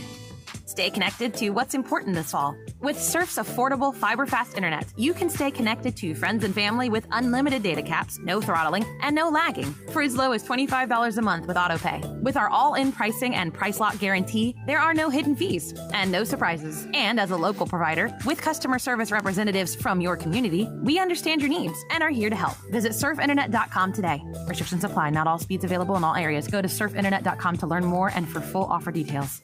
As temperatures start to drop, make sure you're ready for the worst with the tune-up from Taylor Services. Their experts will make sure your system's running smoothly to keep you cozy so you never have to hear, Dad, I'm cold. And if your furnace is more trick than treat, Taylor Services carries top brands like Goodman and Amana to keep you comfortable in every season. Search Taylor Services Oglesby today. Then call and cozy up with your new HVAC guy, Matt Taylor. Taylor Services will help you beat the heat and kill the chill. You guys just didn't want it bad enough. That should have been an easy win. What were you doing out there? You got to hustle. You could have made that play if you'd been open. On the car ride home after the game, when you think you're helping by telling me what I did wrong and what I need to work on, all I hear is that I'm not good enough, that I'm supposed to be perfect, that it's not okay to lose. On the car ride home, all I need to hear is how much you love me and enjoy watching me play, that my worth isn't determined by my performance, that even on my worst day, I am worthy, that you see me learning, growing, and doing my best, and that is enough. This message presented by the IHSA and the Illinois Athletic Directors Association. Your friendly neighborhood Beck's is a proud supporter of LaSalle Peru Cavalier football. The next time you're out, make sure you stop into Beck's. Whether you need to fill up, grab a snack and a drink, or treat yourself to some delicious Godfather's pizza, stop in Beck's. Beck's, offering fuel, food, and friendly faces in 18 central Illinois locations, including LaSalle, Peru, and Oglesby. Everyone at Beck's wishes the Cavaliers a fun and safe season. All over America, strangers with different political views are coming together to talk about their lives, not politics, and discovering they have a lot in common. Because even if we don't see eye to eye, we can still talk heart to heart. Learn more at takeonesmallstep.org. Not all local is created equal. This is Starved Rock Local, 1039 WLPO.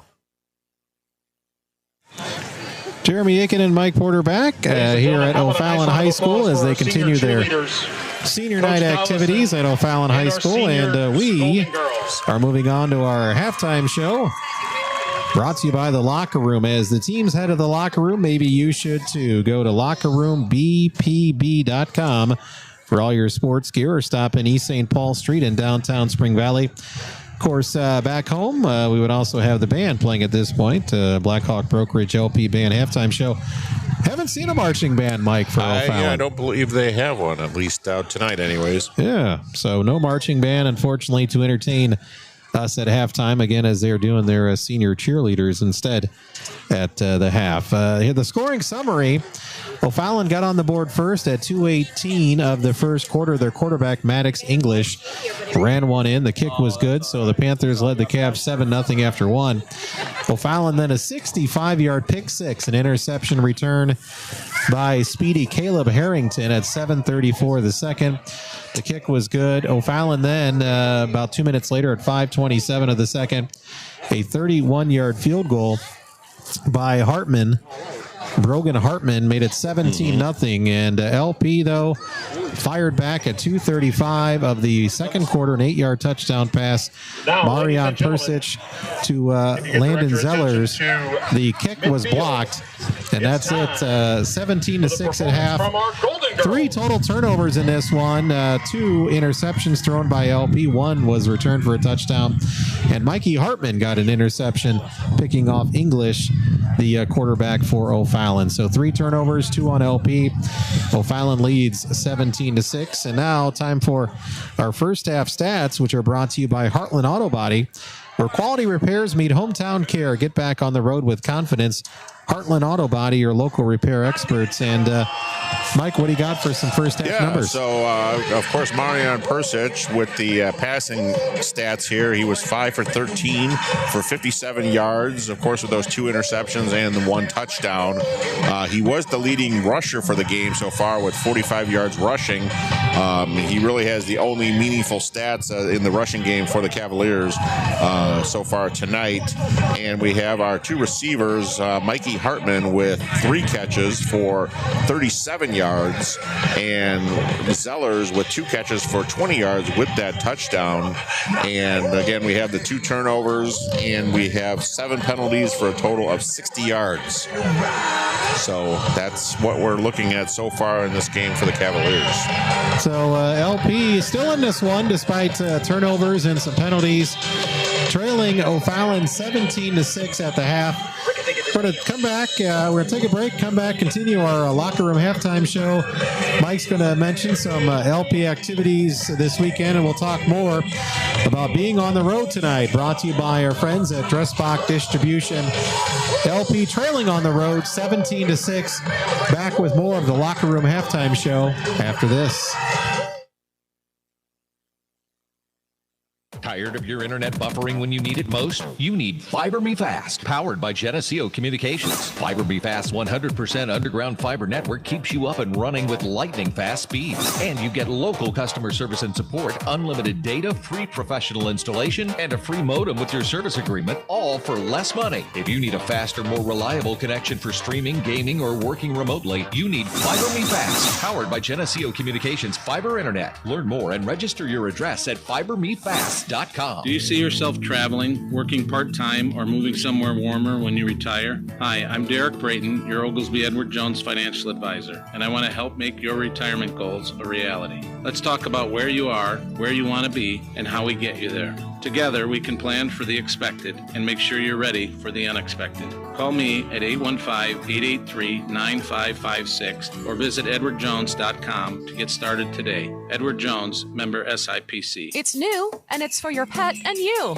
Tales on the Trails at Starved Rock Lodge. On Saturday, November 9th, go on a guided hike to St. Louis Canyon and back with your furry friend, or feathered friend, or even scaly friend. Take the pet pledge and get a certificate for your pet. Pick up your waste, leash every time and everywhere, and finally, stay on the trails. You can sign up now at starvedrocklodge.com or call the activities office at 815-220-7386. Tales on the Trails at Starved Rock Lodge.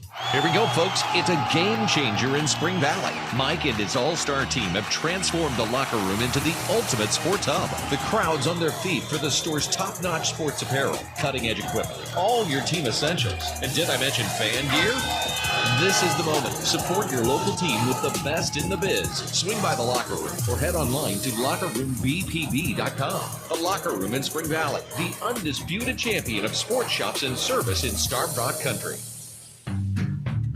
Hi, this is John with Elite Seamless Gutters. I'm here to let you know that we can take care of all your concrete needs. When it comes to concrete, we have the best equipment, we have the best guys, and we do the job better than anybody in this market, bar none. Call 815-663-8364 and get your driveway, your patio, your sidewalks, whatever you need. From the smallest job to the biggest job, from tear-outs to removal, it doesn't matter. At Elite, we want to earn your business. Call a company that is the best at concrete, that has the best finishers. We have the best product, we have the best equipment, we are guaranteed the best. It took me many years to be able to say that, but I have the most experience in the industry today. I have the most passion to do the job right for you, the customer. Call a company that can take care of you today, a company that will earn your business and do your concrete job right the first time. 815-663-8364. Get a concrete job done today.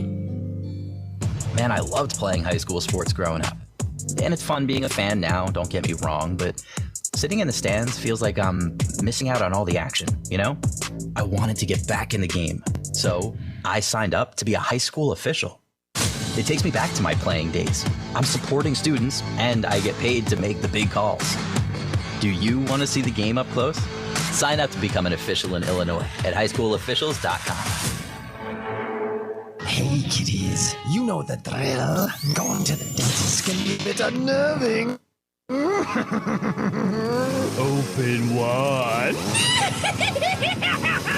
At At least that's how it is with most dentists. You'll just have to brace yourself. Whoa, hold on. Not all dentists are scary. At Safransky Dental in Spring Valley, they make a personal commitment to your smile. In the Safransky family, gentle dental perfection and honesty are family traditions. Stop by Safransky Dental in Spring Valley. Now accepting new smiles. You'll see pink ribbons around. It means Breast Cancer Awareness Month. 1 in 8 women will be diagnosed with breast cancer in her lifetime. If you're a woman, you need to get involved. Get screened, make a donation, and take action during Breast Cancer Awareness Month. Listen on FM 1039, AM 1220 with the free WLPO app, or ask your smart speaker to play 1039 WLPO. Starved Rock News, Talk, and Classic Rock. Jeremy Aiken and Mike Porter back here at O'Fallon High School as we continue our locker room halftime show. 17-6 O'Fallon over the Cavaliers. And, of course, we're on the road tonight, and away games on the road brought to you by Dressbach Distribution of Peru. Locally owned and your source for beverages, paper products, janitorial supplies, and more. Make Dressbach Distribution part of your winning team. Call them at 223-0116 or check them out on Facebook. And a lot of times when we go on the road, Mike, we like to do a little research on the high school that we're going to. And I know you looked up O'Fallon. Yeah, there's a couple little tidbits here, of course, for O'Fallon. Of course, we are at O'Fallon High School in O'Fallon, Illinois, St. Clair County. The high school was founded in 1901. Of course, they are the Panthers. They have an enrollment of about 2,488 students, so almost about twice the size of LP. They do have a few semi-famous alumni. I don't know if I use the word famous, but some noteworthy, B-level, C-level celebrities. Tucker McGann, he was a kicker, and he played at Mizzou, of course, and he was a member of the Tennessee Titans practice squad in 2021. So he didn't quite make the pro level, but he made it to the practice squad for the Tennessee Titans. Roosevelt Jones was a basketball player. He played at Butler. And highlights for him, of course, is he hit a buzzer beater to beat Gonzaga. So if you know anything about college basketball, Gonzaga is definitely one of the better teams in the country year after year. Yeah, so Butler's not too shabby either. Butler, no, absolutely. Yeah. They made the finals back in the day. So beating Gonzaga with a buzzer beater is always fun. He played for Canton in the NBA Developmental League, and now he's an assistant coach for Evansville. So he's doing well in the basketball realm, I guess you could say. And we have Gabby Windy. She used to be a cheerleader for the Denver Broncos back in the day, and she was also on season 19 of The Bachelorette, and then she was also season 26 of The Bachelor. So I'm guessing if she's on The Bachelor, that tells me she was the Bachelorette at one point. I was going to say I don't know anything about those shows whatsoever. So if she was, let me fill you in. If she was on The Bachelorette, so that means she was the one picking the Bachelor or the men apparently. So what that tells me is she was on The Bachelor, one of 30 contestants, did not make it, but made enough of an impression. Well, she was on The Bachelorette first. Okay. So she was on The Bachelorette first. So she was, and then she went to The Bachelor. So she must not have found her mate apparently in that in that season. And then years later, she went on The Bachelor. And was one of the 30 contestants on The Bachelor. That got bounced at some point. So again, I've not seen one episode of either show, so I really can't tell you. I know my son and his fiance love that show, so I'm not going to say too much bad stuff about it. But like I said, I know nothing about it. I know a little bit about it. I haven't watched it in a while. I don't recognize her name, but I'm sure she's a very nice and lovely lady. Sure she's a lovely lady, yes. But handing out roses apparently. So, and I also have some information on what's going on with the Cavaliers for this as the fall season is definitely winding down. We've had some teams finish their season, so they're going to be working and getting into the winter season sports, but the girls and boys varsity cross country team starts their regional action tomorrow at Morris. So hopefully they run well enough to qualify for sectionals. So that's going to be tomorrow in Morris. The girls varsity swimming team is at Byron at just a regular meet there in Byron. Of course, tomorrow, if you are not finished with football, you can also come out to Howard Fellows Stadium tomorrow at 11 a.m. the JV team is going to be finishing their season versus Normal West. So we'd love to see you out at Howard Fellows. I'll be out there tomorrow morning announcing the game. So hopefully, if you're not tired of football here tonight, come on down to Howard Fellows tomorrow. The marching band is actually going to be finishing their competition season at Western Illinois down in Macomb. So again, if you're out and about, you can head to Macomb and see the Marching Cavaliers finish up their season. And we'd also like to congratulate the girls volleyball team. Last night they beat Caneland and won the IA conference. So congratulations to the girls volleyball team. And they're going to be starting their postseason on Tuesday for regionals in Dixon. That is correct. And stay tuned. We're hoping maybe to get some Lady Cavs volleyball on the air on WLPL. Thanks a lot, Mike, as we continue our dress box distribution on the road segment of our Locker Room Halftime Show. We're going to take our final break, come back and have a second half adjustment. It's O'Fallon 17, LP 6. Back with the second half after this. I'm Max Crady. My mom is Selen Allen. She has dedicated her career to helping people get a home to call their own. If you're a first-timer, empty nester, or somewhere in between, you can be certain that Selen Allen will be there for you.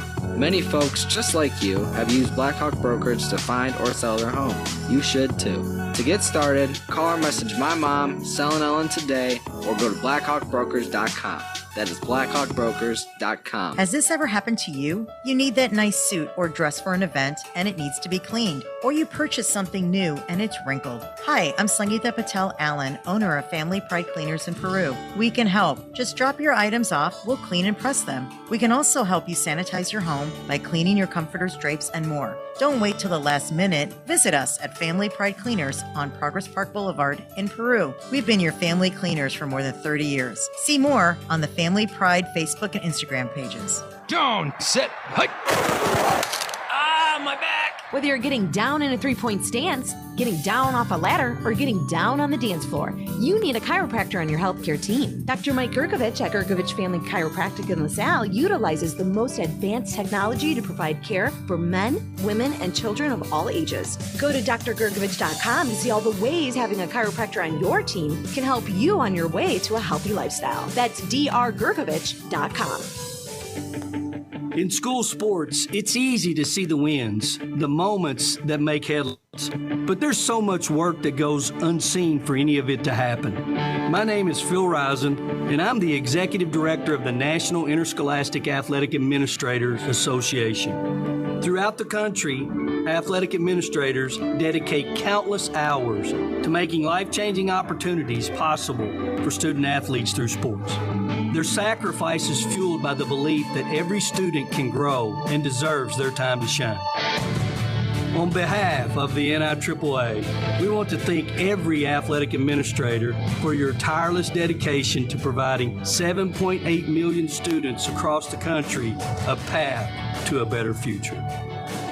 This message presented by the NIAAA, the National Interscholastic Athletic Administrators Association. Hi, this is John with Elite Seamless Gutters. I'm here to let you know not only do we do seamless gutters, we do roofing. From a layover to a tear-off to a complete resheeting your house and then putting the shingles on. At Elite, we bring our own dumpsters in. We clean up everything. And not only do we have the reputation, but we have over 20 years in the roofing industry without one leak. That's hard for any company to say, but at Elite, we have never had a roof leak. We have never had to go on a repair, and that is the best thing that we can offer you. We do the job right the first time. We do not rely on caulk. We rely on metal. We flash walls, chimneys. We take care of all your roofing needs and give you the best warranty in the industry today. Call 815-663-8364. Call Elite Seamless Gutters and get your roof estimate done today. Call 815-663-8364 and get the best roof you can possibly put on your home today with the company that can do the job right the first time. They claim to have the biggest trunk or treat in town. Find out if it's true this Saturday from 4 until 6 when the Illinois Valley Auto Group invites you over for bounce houses. food trucks, and tons of candy. Hi, I'm Jamie London, and I will be live on location from 3:30 until 4:30. While you're there, get some dinner from Tony's Tacos or Maria's Pizza. It's the biggest trunk or treat in town, the Illinois Valley Auto Group Trunk or Treat, this Saturday at 3315 Frontage Road in Peru. Don't forget that costume. It's that voice again urging you to do something good, like donate blood, because the southeast part of our country is hurting right now and blood is needed. There are plenty of opportunities to donate through the end of the month here in LaSalle County. Call 1-800-RED Cross. Start your day with Rod and Tom, then get updates throughout the day on 103.9 WLPO. Starved Rock News, Talk, and Classic Rock. Jeremy Aiken-Amai quarterback, and a nice kick by Jacob Gross. It's taken inside the 5, and the returner for O'Fallon was waiting for the last second to see if it would go out of bounds. It did not, and nice coverage by LP, including Gio Lagrenzi with the tackle. Yeah, he was tiptoeing along the sideline over there. It was a great kick by Jacob Gross. It did not go out of bounds, and the returner had really no option just to grab it, and the kickoff team did fantastic to get down there and tackle him. It seems like it's inside the 5 or inside the 10. Inside the 10, yeah. They'll mark it at about the 7. They'll say the 8-yard line. So 1st and 10, O'Fallon at their 8. And trips over here on this side of the field. They almost got LP to bite again on the hard count. Yeah, it might be a wide receiver screen coming up here. 1st and 10, O'Fallon at the 8. They'll hand it off. This is a different running back. Yep. Number 42, Luca Friedenberg. Friedberg. All right. Play Friedberg. No, that's different. That's Freebird. Taylor with the tackle. Micah Sabatini got a kick. I didn't get a laugh out of you, but I got one from Sam. The play Freebird mentioned there. Yeah, they're going with a different running back for the first time tonight.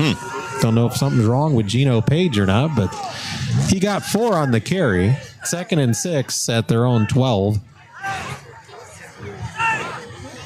And they'll switch the running back around in the backfield. English is the quarterback. And they'll go right back to Friedberg. He turns it outside and runs right into 42. Luca Friedberg. And he got the better of that collision with, looks like Vogel.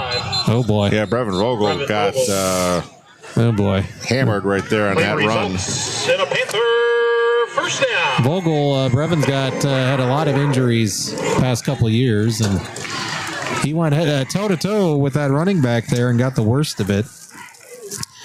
Luca Friedberg doesn't, his numbers don't look very big, 5'9", 180, but he was coming in hard, yeah.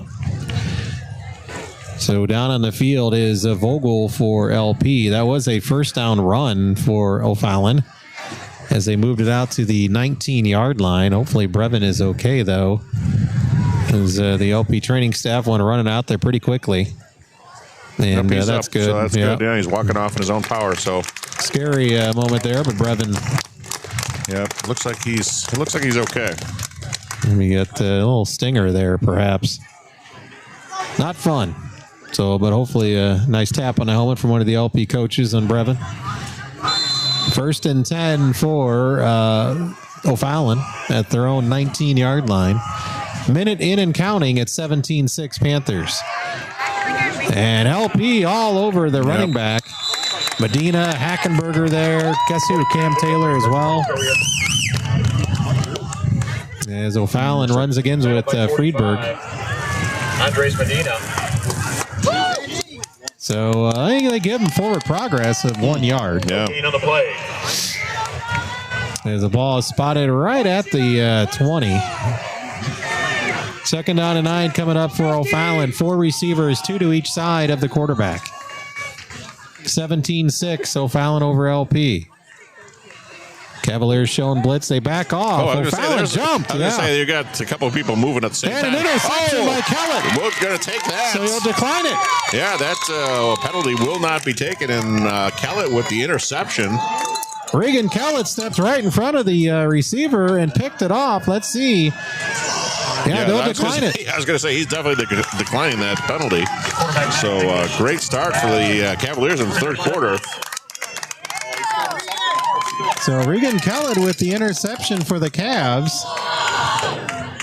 And And each team now has thrown 2 picks tonight.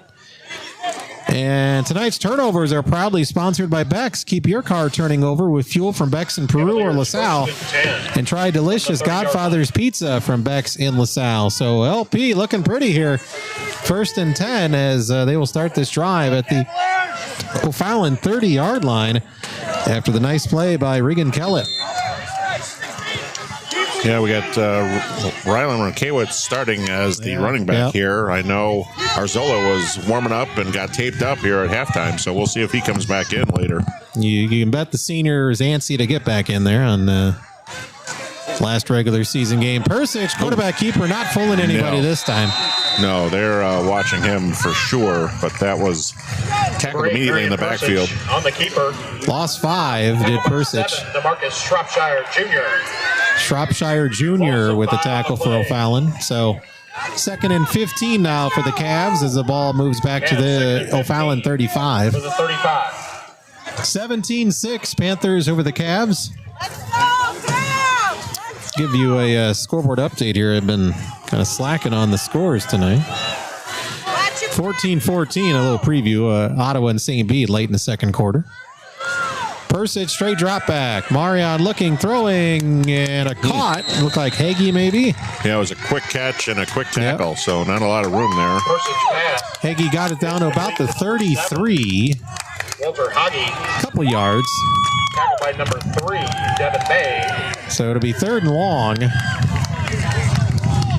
3rd and about 13 Walter for the Hagee, Cavs. according to the well, PA announcer. I know, hey, I'm not going to, I shouldn't say anything, honestly, because I'm probably guilty of many a name slips here over the season, so I should stop talking. No.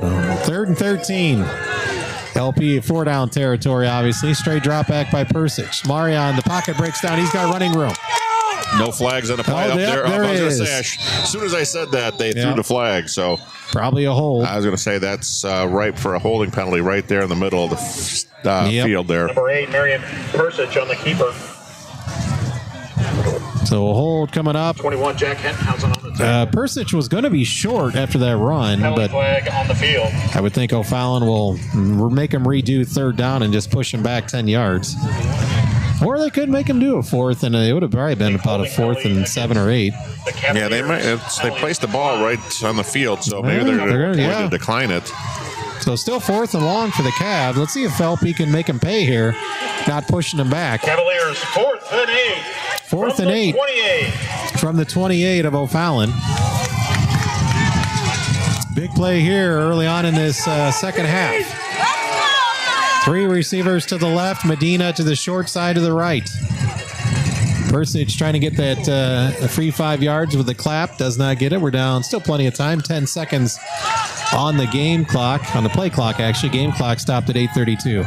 Snap to Persich. Persich going for the end zone. Oh. Has Hartman.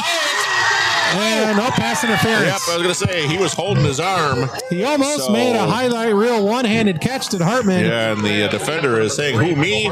But, I think he had one of Hartman's arms pulled back there, so... So that'll be a 1st down for LP as Hartman almost made a highlight reel one-handed catch in the end zone. Of course, if we were in the pros, the ball would be on the 1 yard line. 1 yard line, in this case, it's going to be a 1st down for the Cavaliers, 10-yard walk-off.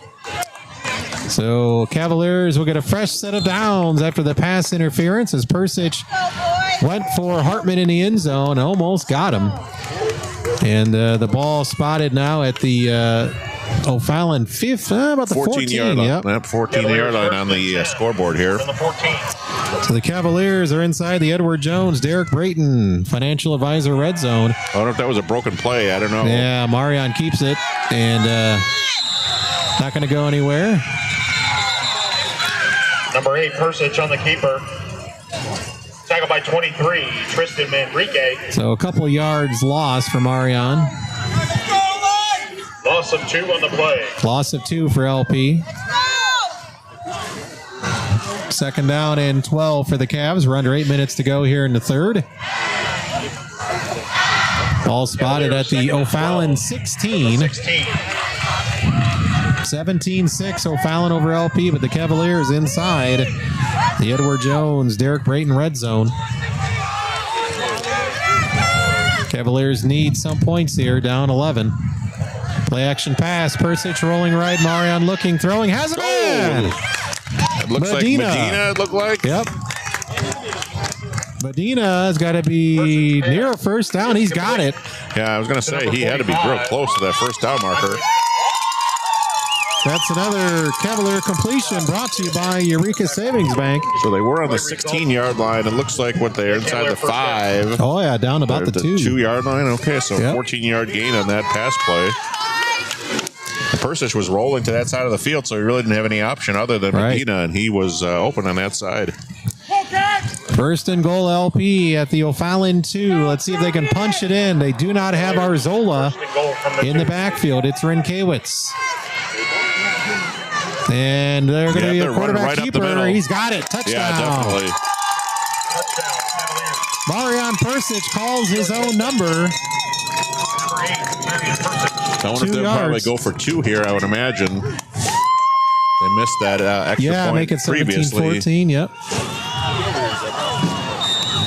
So 17-12 is the score. And sideline warning on LP, okay. That Cavalier touchdown is brought to you by Town & Country Services, doing whatever it takes 24/7.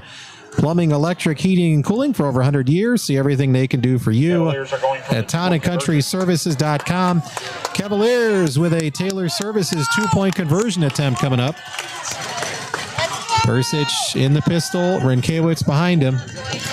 Marion going to pitch it to Renkiewicz. Turns it up and going to get short by about a yard. So run fails. Number 7, Walter Hagi, the ball carrier. Oh, they're saying Walter Hagi, but I don't know. Of the goal line.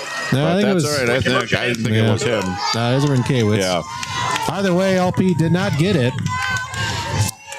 So at 7:27, it is 17-12. Now let's do our Subway scoreboard update before I forget again. Let's look for some scores here. Week 9 of the high school football season. Princeton up 21-0 in the second quarter over Erie Prophetstown. Rock Ridge up big, 27-0 over Hall. St. Pete has regained a lead, up 20-14 against Ottawa. A lot of offense up in Manlius in the second quarter. West Hancock over Bureau Valley, 26-20. And this would be an upset, I would think. Dupec Pecatonica, which was a lot of good football played up in the northwestern part of the state. Okay. But they come in and they lead Seneca 20-9 in that one. Marquette home 14-13 over Dwight.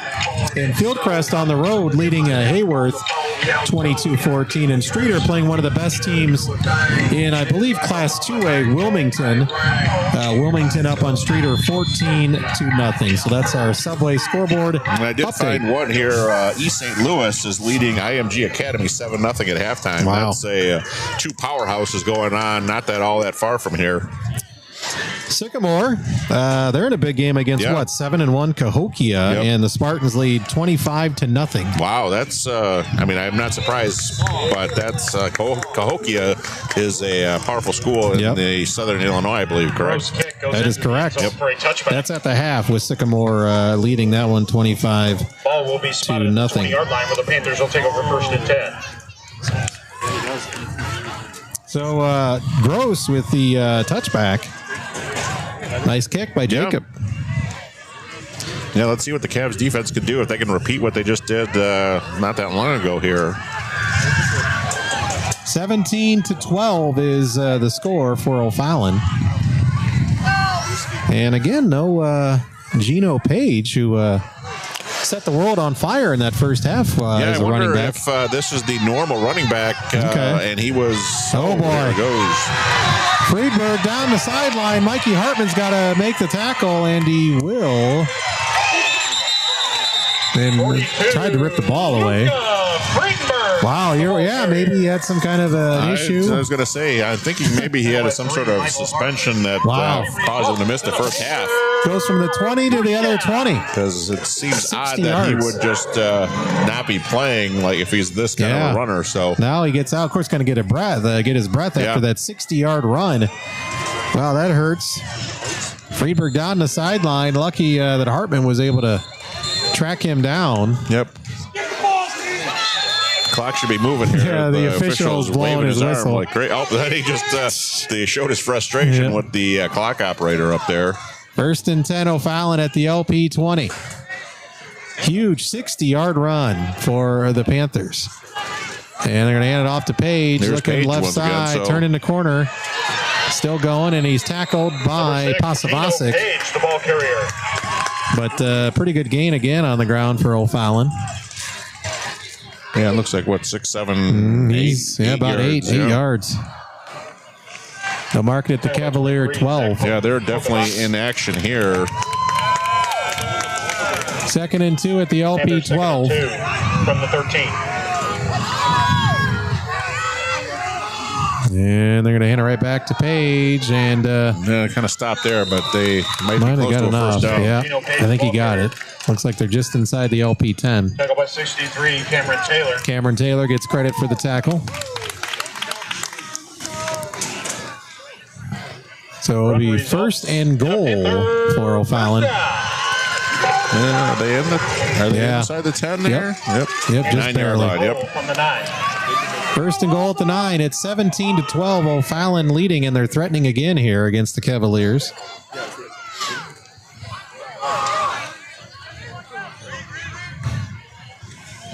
And they hand it off to Page. Olivero might have been being held, but they don't call it. And blocking the back. Penalty, Blocking the back. Yeah, I was going to say, there's a penalty flag, yep. It was either a hold or a block in the back. As he runner got pushed in the back, it looks like on that far sideline. So the announcer's a little back. He's behind. Kind of clueless for the second time tonight. He's getting too excited on the touchdown. What do they call it? Time delay, even though he's watching the game. So we saw that one from up here across the field. Yeah. And it'll negate that touchdown.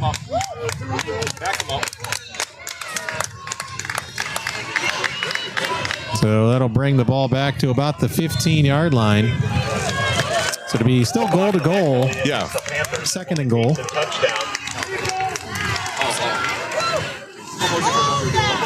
All right, the Cavs get a break here, so let's do something with this. Page is still in the backfield. To the left of English, their quarterback. I tell you, if you can see this on TV, it looks like they have massive tackles. Wow. Left and right tackles are huge. Cam Olivero and Hackenberger on that play. Pasavasic in the area too. Yeah, very good. Yeah, they have some big men. 75 and 71, especially for O'Fallon. Yeah, big. Looks like Medina's got to wrestle with those two players over there. One is 6'4", 307. The other is 2nd and 15. 6'4", 305. Second and goal. Yeah. Now it's 2nd and goal, so that was 1st and goal. Okay, so they reverted to first down. The 2nd and goal at the 15. English in trouble. Oh, Medina gets away, throws, incomplete. Yep. Off the fingertips of the intended receiver. That was Jesse Flores. Okay. But a nice pressure on the quarterback by Medina. 5:01 to go here in the third. It is 17-12 O'Fallon, but hey, if your LP can hold them to a field goal attempt, that keeps it a one-possession game. Yes, it does. From the 15. 3rd and goal. Big play right here. If they get another incomplete pass, got to believe they're going to bring out their kicker after he booted a 31-yarder earlier. Yeah, this is definitely in his range. There's no doubt about that. And they're right in the middle of the field, too, between the hash marks. 3rd and goal at the 15. English going to fake handoff, throwing out of the backfield, looking for blocks. And they're going to get in. Wow. 15 yards on a 3rd and goal. 15-yard touchdown pass from number 5. Flores. To number 13, Jesse Flores. That's tough. Yeah, that's a play that the Cavs defense did not want to see. 4:59 of the third. 3rd and goal, and they just kind of flipped it out to a tight end there, Flores. Yeah, he's their tight end. Brogan Hartman. And he got blocking down the field and got in from 15 yards out. So 23-12. O'Fallon with the PAT coming up. It is up and plenty of distance, and it is good. Kick is good. So the Cavalier defense got him to a 3rd and long, but credit O'Fallon making a big play. We'll take a break. 4:59 to go here in the 3rd. It is 24-12. O'Fallon over LP. Back with more Cavalier football after this. Hi, I'm Marty Persich, owner of Map Quality Fencing and Decks. My son Marion is the new freshman quarterback of your LaSalle Peru Cavaliers. His grind and dedication on the field is something that inspires us here every day at Map Quality Fencing. We channel that same dedication into every project we do, offering many low-maintenance fence and deck options that are backed by lifetime warranties. So whether you're in need of a brand new deck or a safe place for your pets to roam, give us a call today at 815-579-2435 or visit mapqualityfencing.com. Hey, yo, who closed last night? They didn't stack any cups. Wait, where are the cups? Oh, yeah, we ain't got no cups. What do you mean we ain't got no cups? We need cups. Look no further than Dressbach Distributing. Locally owned and located right here in the Illinois Valley, Dressbach Distributing offers everything from beverages and paper products to janitorial supplies and, yes, even cups. Call Dressbach Distributing today at 815-223-0116. Dressbach Distributing is a proud supporter of LP Athletics. Go Cavs! The biggest games and the best matchups are on 103.9 WLPO. Starved Rock News, Talk, and Classic Rock. Back here, Jeremy Aiken and Mike Porter. This time they returnable. Yep, kick it deep to Wheatley. Cordell takes it at the 10, 20, 25, 30, and Still nice up. return. Yeah. Wheatley got it out past the 35-yard line. Very returnable kick. Cordell Wheatley, the ball carrier. More pushing and shoving. Yeah. On the return. And Taken by 16. got to stay away from it. Floyd Council Jr. Floyd Council Jr., who's been all over the place, makes a tackle on the kick return as well. But a good starting field position for the Cavs here at the 36-yard line. Yeah, that's definitely something they needed to get instead of a touchback, end up at the 20. So let's see what they can do with the offense. And late, no, thankfully the play clock hasn't started. I know there was a Jose Medina, Coach Medina yelled for one of the players to come into the huddle late, but play clock hadn't started. We've seen that happen to LP quite often this year. Yeah, they've had some problems out of a timeout. Yeah. 1st and 10, Cavaliers at their own 36-yard line. They trail 24-12. 4:50 to go in the 3rd. Persich going to fake handoff. Rolling to his right. Marion looking deep. Oh, he was going deep, but he's looking for blocks ran now. out of time. Yeah. Ooh, nice block there. Santiago. Oh! There was no hold there. What did they call there? He threw a block. Number 8, Persich on the keeper. Yeah, I just don't understand that. That was a very good block. It wasn't blocking the back. Wow, that's terrible. It is a holding penalty against the Cavaliers. How do you hold a person when you just hit him? And he hit him straight in the chest. Wow, Persich had a 1st down gain there, and it's going to be negated. That was bad. I try not to be like that towards the officials, but that was bad. It was a clean block by Santiago, and the head official threw a flag, calling it a hold. And that'll move LP back.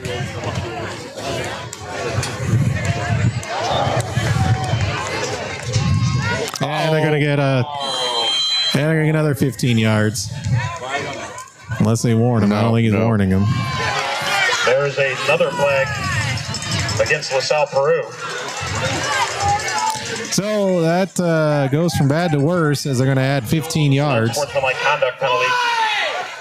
Just an offensive lineman making a play there at Santiago. Was not a dirty hit, wasn't a blindside hit. No, it was right in the center of the field, and it was a great block to let Persich go, and some reason he called it a hold. I don't understand where he saw that. No. 1st down markers all the way at the 46. First and Mascuda from the 13. The hilarious PA announcer said 1st and Mascuda. I've heard of Mascuda. LP volleyball played them at state back in 2015. Persich going to keep it, and Marion's going to get some of that yardage back out to about the 25. Number 8, Persich. So a little at a time. Not really a little. I mean, that's a 13-yard gain almost. 13-yard run there, so it's still a 2nd down and a long ways. Yeah, I don't think they've updated it yet, so. Still about 2nd and 20. Yep. LP at their own 26-yard line. 26. Under 4 minutes to go. It's 24-12. O'Fallon over LP. Turning into a hotly contested game here for week 9 and 3-5 and a 1-7 team here. Both teams showing a lot of heart. Persich throwing and incomplete. He was looking for Cordell Wheatley. Incomplete, so it'll be 3rd and 20. Pass intended for number 4. Cordell Wheatley falls incomplete. Marion felt some pressure there. Yeah, that's been a common theme here tonight, feeling some pressure. Yeah. And it's coming, give O'Fallon credit. It's pressure coming with really only 3 or 4 guys bringing it, as they know that LP is going to pass more times than not. St. Bede 20-14 over Ottawa at the half. So an exciting game over at the Academy. Yeah. Back and forth. Cavaliers 3rd and 20. I'm sure there's a good crowd there in West Peru. East Spring Valley, West Peru. Oh, they're going to get a delay game. Delay game, yeah. Oh, boy. So it would be 3rd and 25. There's a delay of game penalty against the Cavaliers. Yeah, the unfortunately the penalty parade has struck LP once again. We've had several games this year where the Cavs have had really hurt themselves with penalties. I'm not going to take that holding penalty. I'm not counting that one because that was that did not belong on the stat sheet here. But 3rd and 25 for LP. Straight drop back by Persich.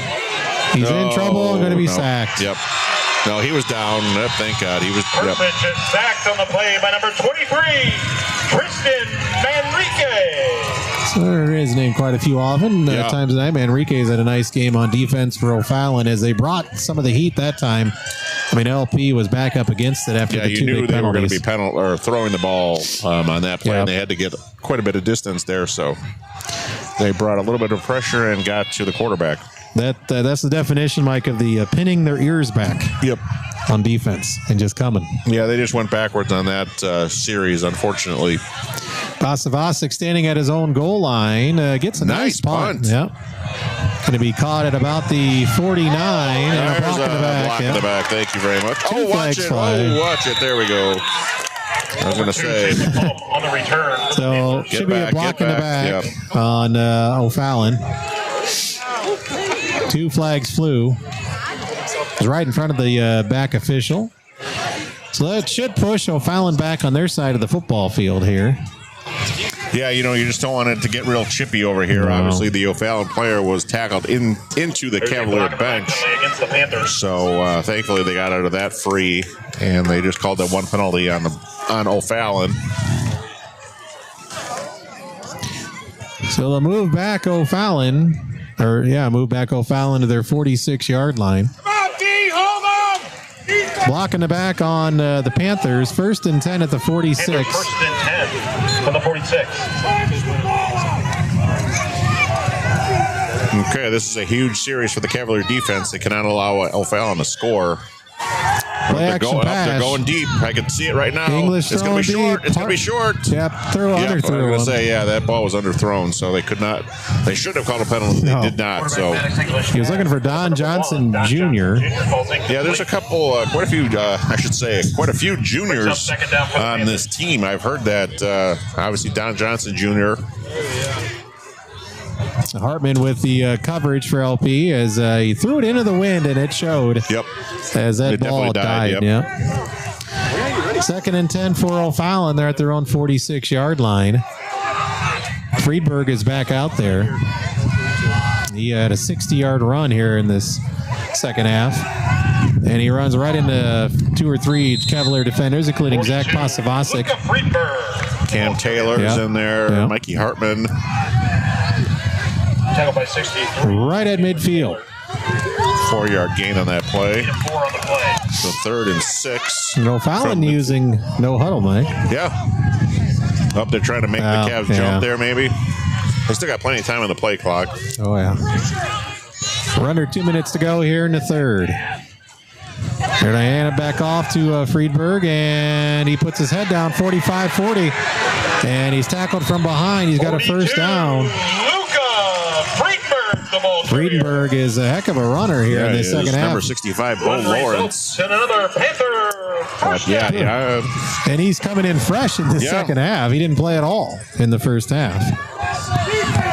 So 1st and 10 after that run by Friedenberg down to the Cavalier 33-yard line. So 17 yards plus that 60 here in the third quarter for him. LP needing a stop here. 1st and 10 for O'Fallon. Taking some time off the clock, down to 5 seconds on the play clock. And they hand it back off to Friedenberg. And he runs right into Medina. There you go. Nice play with the defense there. Medina and Pasavasic there. Tackled by 45, Andres Medina. No gain, actually a loss. So credit Andre, Andres Medina with a tackle for a loss there. The senior. Loss of 1. 2nd and 11 from the 34. Final game of the year for Medina, senior. That's good to see that. And among the other seniors on the team for the Cavs.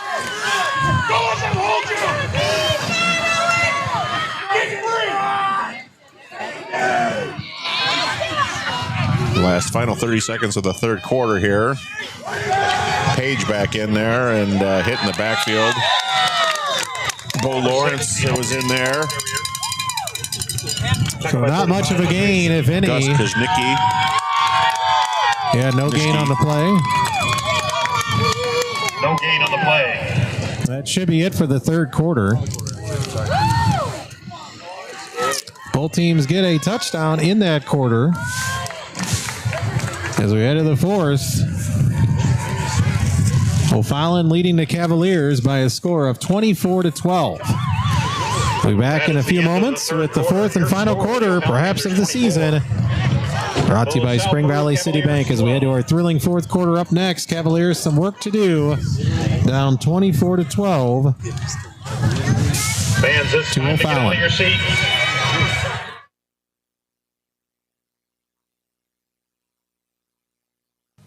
Just like on the field, when it comes to your finances, every play counts. Hi, I'm Mike Porter, commercial lender at Eureka Savings Bank. Whether it's a savings account to help you build your future, a loan to tackle that dream home or business, or mobile banking to keep you in the game no matter where you are, we've got you covered. Because at Eureka Savings Bank, your financial victory is our goal. Experience Eureka. Eureka Savings Bank, member FDIC, equal housing lender. Experience Eureka. Savings Bank. If Tom Petty, Bob Seger, and John Mellencamp are some of your favorite players, stick around after the game. 1039 WLPO, Starved Rock News, Talk, and Classic Rock.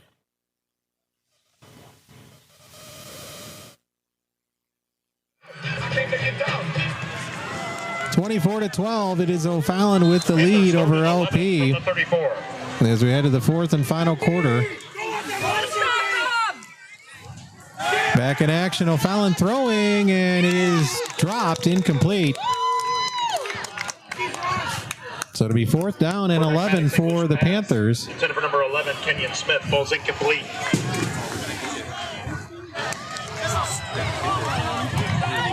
Brings up 4th down for the Panthers. Too far for a field goal. 0, Brogan Hartman onto it. Never mind, not too far, Mike. You were just saying. They're going to try a 51-yard field goal. Wow. 51-yard field goal attempt by Brogan Hartman here.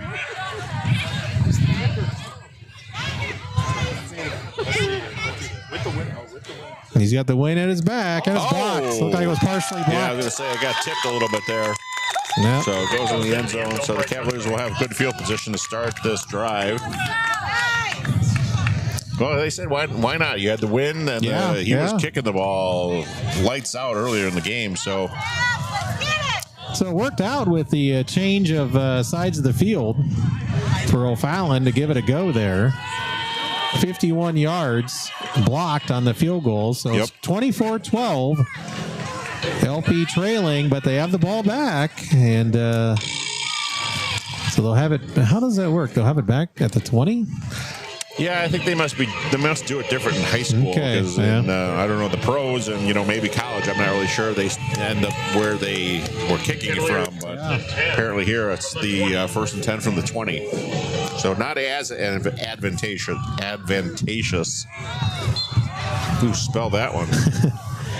Cavaliers do get the ball back, though. 1st and 10. Persich, fake handoff. Marion going to keep it. Not a lot of room there. Nope.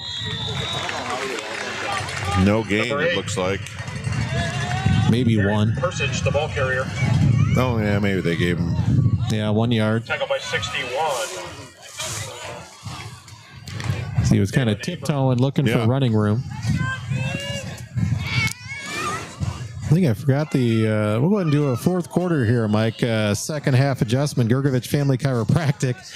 Everyone needs a chiropractor in their healthcare team. Search Gergovich Family Chiropractic. You can see all the ways having a chiropractor on your team can help lead you a healthy lifestyle. I think this fourth quarter, obviously, it's going to come down. They got to have to do something here. Their offense, Persich is going to be a lot on the freshman, and he's back to pass. Plenty of time looking deep for Zellers. Got him! Landed 35, 40, 25. Get to the end zone. And he's going to be... fumbles it at the... What are they going to call? They're calling it a fumble. He got down to the one trying to get in, and they're going to say it's a fumble. Yeah, they had two guys on... Oh, there was a block in the back there. They're not calling that. And Hartman cannot get the tackle, and they're going to run it back 99 yards. Are you kidding me? Are you kidding me? Wow. There's all sorts of goofiness on the field here at that play. I was going to say there's a block in the back in the middle of the field. Okay. That's for sure on O'Fallon. But Zellers, he's hurt over there. Quarterback Marion Persich pass. He tried to get in the end zone, and when he tried, they stripped it from him. He was apparently just shy of the end zone. Wow. Caleb Harrington and returned 100 yards for a Panther touchdown. And obviously the PA guy still doesn't see the penalty flag again. He's oblivious. I mean, they could have also called, that he stopped his momentum there. Yeah. It's a block in the back. I don't think they're going to call that.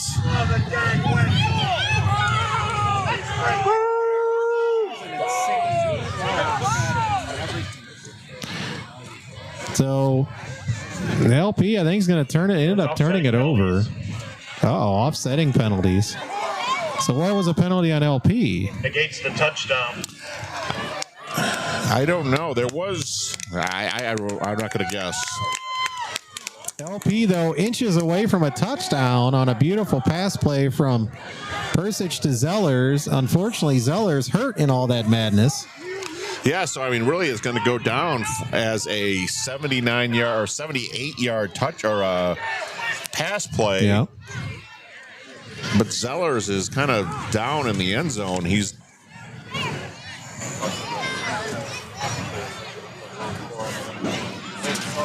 So that was a Cavalier completion. He ran out of gas right at the 1 yard line. And then there were two defenders that stripped the ball from Zellers, apparently. And he got hurt in that. And then on the run back, there was a block in the back by O'Fallon. And then there was another penalty on the Cavs to call offsetting penalties. So I'm guessing O'Fallon's going to have the ball here. They have it spotted at the O'Fallon 35 right now. Yeah, the penalty flag for the block in the back looked to be around midfield, so wipe away the touchdown on both sides. LP doesn't get one, and O'Fallon doesn't get the wild 99-yard fumble return for a touchdown. And Zellers looks to be in quite a bit of pain. He's got twisted up, that I guess. Ankle there. Looks like the trainers are carrying him off the field. So, sorting out all that, it is 10:25 to go here in this game, and LP could have got it to a one-score game. I mean, Zellers had to be at most a yard away from the end zone. Yeah, I mean, that was the furthest away from here, so we could not see where he was. And the official was trying to catch up to the play. The official was trying to catch up to the play, so he didn't even see, even if Zellers had crossed the goal line. Yeah. So they're going to hand it off to Friedenberg, and he's going to be tackled by Hackenberger at about the 40. Tackled by 63, Cameron Taylor. And so the again, game continues. 5 on the play. So on top of all that, Zeller's Panthers 2nd and 5. trying to get in the end zone, trying his best, and unfortunately they ripped it from him. And yeah, you could have made the argument the ref should have blew a whistle for. Well, again, yeah, the official hadn't caught up to the play, so but it looked like Zeller's forward momentum had been stopped, and the two defenders was wrestling with him, trying to get the ball away, and they were successful. And then all the other strangeness happened. Results set a Panther first down. LP in the meantime gets a 5-yard penalty to give O'Fallon a first down. I think they had another encroachment there. Yep, the linebacker jumped offside. So hopefully, this game doesn't get any chippier than it already is. First and 10, O'Fallon at their own 45-yard line. Clock's running down. It's on O'Fallon's side, of course, with the clock. 9:30 to go. They're going to hand it back off to Friedenberg, and Medina will bring him down at about the 50. Was it? Yep, 42 once again. They give him 5 out to the 50. I think O'Fallon will be using about every second of this play clock. 45, Andres Medina. 24-12. It is O'Fallon leading LP.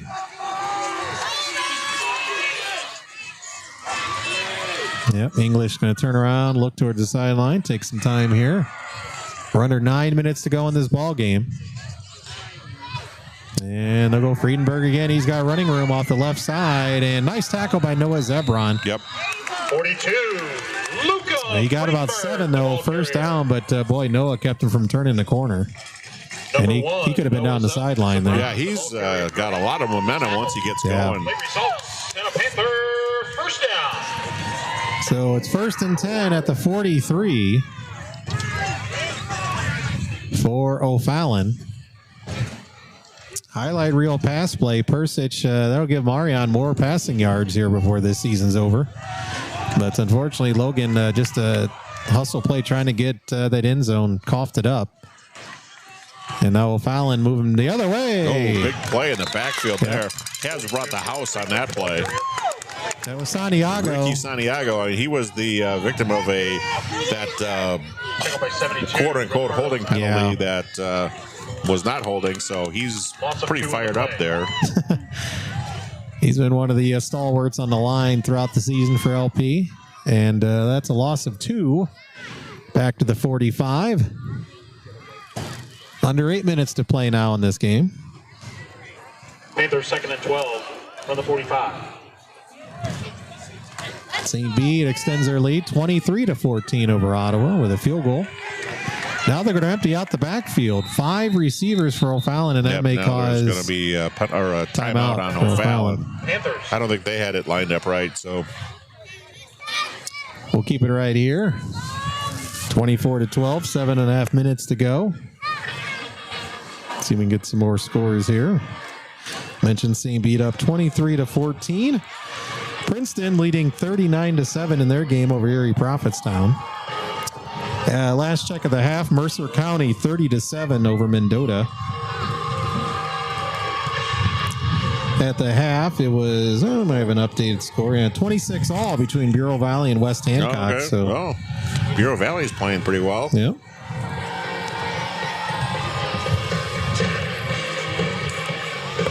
Sycamore has extended their lead. They lead 31-0 in the third over Cahokia. On their way to a top seed in the playoffs for sure.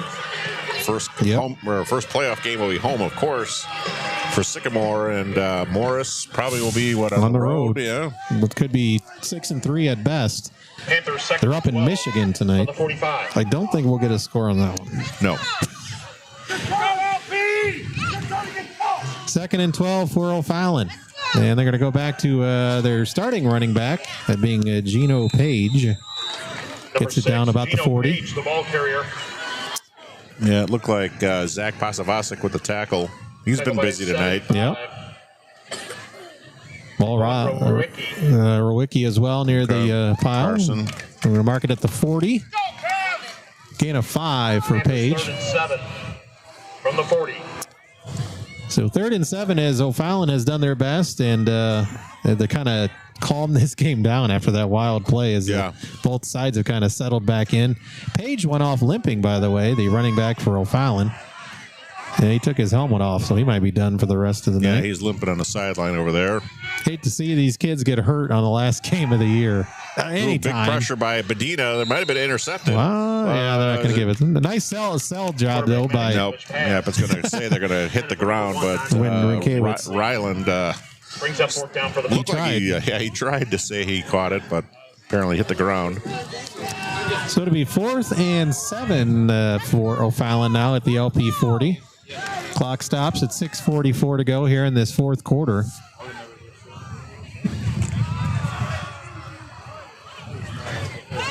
Looks like Zellers is okay. He's kind of limping on the sideline, so I'm sure we won't see him again tonight. Yeah. Ooh, that was close for the Cavaliers jumping again. Of course, lost really Arzola early in the game. Oh, they punted. Yep. Look at that. That's going to probably go right into the end zone. Yep. Touchback for LP. Yep. They kind of just threw that out there. Number 5. Their quarterback. Maddox English. Yeah, he kicked the ball. He had the win at his back, too. He booted it pretty good. So the clock stops at 6:38. LP will have a 1st and 10. Perhaps their last offensive drive of the season here. I say the Cavaliers are going to have to move quick here. Going to have any shot at catching up to the O'Fallon today. Cavaliers were so close to getting a score on that drive to make this one a thrilling finish here as we're in our 4th quarter. Thrilling 4th quarter action all season long, brought to you by Spring Valley City Bank. Can't say enough. I want to thank our proud Cavalier sponsors each and every game, and we'll mention them again before our broadcast is done tonight.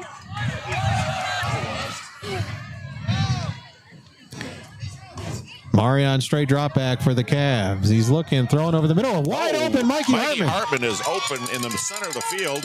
Oh, nice move there. He's at the O'Fallon 40 and tackled out of bounds, and I don't see any flags. Wow, Hartman got wide open. Persich found him, and we'll wait for the all spot. The way to the, 38 yard line. 42-yard reception there for Hartman. So Persich has over 120 yards on 2 catches here in the 3rd quarter. Or 2. Hartman? Yeah. And it's 1st and 10 from the 38. Yeah, Hartman racking up the pass receiving yards. Persich racking up the passing yards. Marion looking, and he's going to be Wheatley was there. Yeah, Wheatley was there. The official had a flag in his hand. Yeah. But put it back. Number 8. That's the size and the strength of Marion. Now, I know he's only a freshman and going to get stronger. That's the scary thing, is he had 2 players draped on him. And he was still able to get rid of the ball, so very impressive. So 2nd down and 10 after the incomplete pass. Now the head official having to calm down the O'Fallon coaching staff. They must have still thought that was grounding. Didn't see Wheatley over here, I guess. Wheatley was definitely there. So 2nd and 10 LP at the 38 of O'Fallon. 6:22 to go in the ball game. Cavaliers down 24-12. Uh-oh. And did we get another delay game? Oh, boy. Delay game on the Cavs. Against the Cavaliers. Well, that back judge, he's right on it. Yeah. You'll see in the NFL where teams always get an extra second or two. Yeah, well, once it hits that 0, they get that one little half little beat there, but... not so much here tonight. No. Cavaliers, 2nd and 15. Another penalty, though, on LP. That's the summary of that one there. 2nd and 15 LP at the 43 of O'Fallon. Play action coming. Persich throwing. He did not a lot of time there. Caught for a short gain. Quick pass. And a flag near the tackle. Yeah, I was going to say, what could that be? It was a catch by the Cavaliers. Rinkewitz with the catch. Might be for maybe what? Oh, what he's calling the official. It must be a 3-yard. It's on LP. Oh, boy. Yeah, I couldn't tell what that was. Oh, illegal man downfield. Okay. Yeah, I could see that with where that. Yeah, because it was like a screen pass almost. But it's against the Cavaliers. Let him we'll move. negate that completion. Moves LP back to their own 48. So not a huge loss, but still LP going the wrong way here. Yep, now it's going to be 2nd and 20. Cavaliers 2nd and 20 from the 48. Still on O'Fallon side of the field, and meanwhile the clock continues to run. It's 2nd and 20 at the O'Fallon 48. 24-12 is the score. Straight drop back by Persich. Marion in trouble, trying to get away, and he won't this time. No, they're going to blow the whistle. I mean, yeah. my goodness. I mean, the official is just swallowing his whistle. So Marion back to about the 40. -8 on that one. So big loss. Persich just couldn't get it away that time. And the 3rd and 28. I think this is the second time tonight LP's had a 3rd and almost 30, if not longer than 30. For a second time this half. Yeah, well, he called it, what was he named that town? Mascuda. Yeah. So no Did he come up with something comebacks else? tonight. No. Not Troy? Not right now. 3rd and Troy. 3rd and Troy. Oh, he did it. You called it. I predicted it. 3rd and Troy. All right. Three First throws it caught by Zebron inside the 50, so they'll get some of that yardage lost on the sack. Nice catch by the senior Noah Zebron, who's battled injuries through the year. Yeah, number 1. That's another Cavalier completion brought to you by Eureka Savings Bank. 12-yard reception there by Noah. So now it's 4th down and still long, but the ball moves down to the O'Fallon 47. It's about 20 now, 4th and 20. Close to it. 4th and 20. 4th and 19. Let's see what LP draws up here. 4:52, the clock has stopped. Persich, straight drop back. He's under pressure again. He's under pressure a lot. Throwing over the middle. Wide open, caught! First down and more by Hartman. Oh, Mikey trying to get a little extra down to the 20. Persich pass is complete to number 3. That's a 27-yard gain. Persich to Hartman. 17, Caleb Harrington. Good for a Cavalier first down. That's another Cavalier completion brought to you by Eureka Savings Bank. Up to the 20-yard line. So nice pass and catch. I got Persich is well over 200 yards passing tonight, isn't he, Mike? I'm going to guess so. Yeah. 1st and 10 LP. They're right at the 20. The Edward Jones, Derek Brayton red zone. Persich in trouble. Steps up in the pocket. Going to take off and run and slide. Good idea. Yep. Very smart. Good idea. Got about 7, maybe 8. I think he just brought it back to about a 6. Yeah, back to the 14 where his slide began, I guess. Again, the Cavaliers inside the Edward Jones financial advisor, Derek Brayton red zone. Trying to get a score here. 2nd and 4 at the 14 of O'Fallon. Under 4 minutes to go in the game. Persich going to pass again. Has time, going to run again. Breaks a couple tackles. Puts his head down. Still running. Puts his head down again. That's a touchdown. Touchdown, Persich. Wow, what a highlight run. Wow. Man, he broke a couple tackles and right at the goal line. He put his head down and was not going to be denied to get in the end zone. So 14-yard run by Persich for the Cavalier touchdown. At 3:42 of the game, and that is a star freshman right there. Persich ran over some players. No sliding there by Marion. Got right inside the pylon. And, of course, that's a Town and Country Services touchdown. They do whatever it takes 24/7. Plumbing, electric, heating, and cooling for over 100 years. See everything they can do for you at a Town and Country Services.com. Yeah, no sense to go for 2 here. No. It doesn't really matter, so they have to get another touchdown. So hopefully they get the extra point here. Hartman with the hold, Gross with the kick, and it looks good. Yep. That is a extra point sponsored by Taylor Services. You can plan on scoring extra points in comfort with Taylor Services. They service all makes and models and carry today's most popular brands. Marion Persich, a 14-yard touchdown run. Jacob Gross adds the kick. And this is going to be a photo finish here. We told you it'd be a thrilling fourth quarter of action brought to you by Spring Valley City Bank. Still plenty of time, and LP's got all 3 timeouts. Yeah, 3 timeouts, 3:42, so defense can hold O'Fallon here with get the ball back. I think think there's enough time you kick it off, don't you, Mike? Yes. I don't think you do an onside kick here. You could maybe try a squib kick and see what happens, but I think with the wind at your back, too. Yeah, I don't think... boot it out of the end zone if you can. With those 3 timeouts. They just need to have good coverage. If it does go in the end zone, they can't have a big return. Yep. Last time they had a return, they brought it up to the 48-yard line. So I'm not really sure. I don't know what the officials are. I think the Cavaliers got on the wrong side. Yeah, I was going to say, wait a minute. Yeah. Both teams got on the wrong side. I'm glad the officials caught that one. We may have been hard on them many times tonight, but they caught that one. Was the right call. Yeah. 24-19, O'Fallon with 3:42 to go.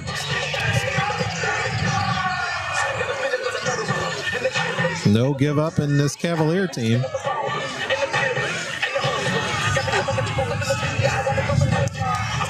Nope, maybe they're lining up. Nope, let's see. They're watching for a.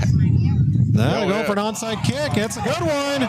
It's a good one up for grabs. The Cavs might have got it. Arzola. I don't know if he was going to say he was out of bounds, but let's see. They get it to him. Cavaliers got the ball. That was a great onside kick by Gross. And Adrian Arzola. The injured player comes back to make the play. Used his wheels, tipped it up to himself, and made the catch on the onside kick. And you saw how the ball was bouncing after that first line of O'Fallon players. Right into Arzola's hands. And the Cavalier faithful over here are pumped up. So Cavaliers have the ball once again with 3:39 left. That'd be something here with the Cavalier offense, what they can do here. Great execution. Jacob Gross on the kick and Adrian Arzola with a highlight reel play. From the 38. He's not able to play as a running back, but he made a difference, big difference there on the kick. So here we go. 3:39 to go. LP down 24-19. And what do we got there? The wrong football out there? And they're gonna allow him to reset the play clock, thankfully. It was down to about 13. I guess they have to use a ball to kick off. Yep. So 3:39 to go. It's 24-19. O'Fallon, but LP. Bleachers are shaking over here on this side of the field. Persich going to call the number. Marion's got running room down there. Not a penalty. Coming back. It's coming back. A hold on LP. And some of the LP fans don't realize it yet. And then when they do, it's not going to be pretty.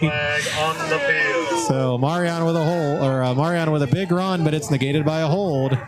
Go figure. It is a penalty flag on the Cavaliers. So Cavaliers get a big run by Persich, but it's brought back. Another crucial back-breaking penalty on LP tonight. And it's going to move him back to the 48 of O'Fallon. Be first down again, 1st and 20. Cavaliers 1st and 20 from the 48. Clock's running, 3:15 and counting here in this 4th quarter. Can Hartman make a play? Zellers make a play. Persich going to run again. Marion looking to turn the corner, and he's going to cut it back. Looking for blocks. And another clean block, and he's going to throw a flag again. Second time tonight, he threw a hard block. It was a clean block, and the same official threw a flag.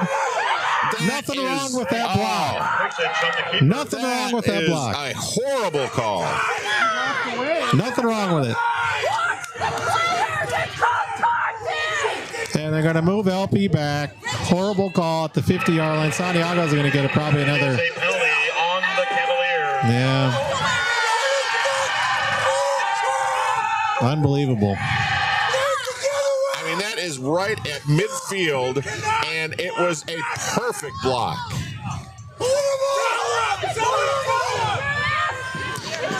The Coach Medina's talking to the official. That is the same official that called that other horrible penalty on Santiago. That's the head referee. I mean, that is I mean, yes, it was an aggressive block, but there was absolutely nothing wrong with that. I think you teach offensive linemen that kind of block. I think any coach would see their lineman pulling that block and love that block.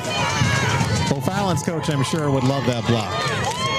But it doesn't work for this head official who just doesn't think that they should be able to block apparently like that. And it's first in, this could be first in St. Louis now here. Persich back to pass, looking deep, over the middle, it's intercepted. Picked off at the 33 to 45. And he'll be brought down, so that's a horrible turn of events.